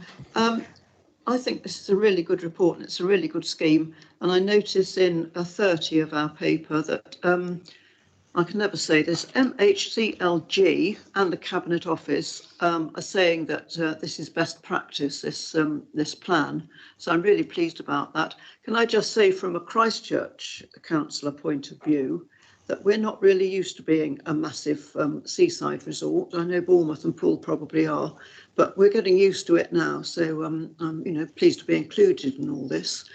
And we have noticed a difference in the coastal team coming over, and we have a path over there, which initially, because of the local knowledge being lacking, the seaside team didn't even realise it was a path. And when I asked them to sweep it, they said, "What path?" That has now been cured, and we have got the path swept, which is brilliant. In fact, they're doing it so often that I think the path is falling to bits.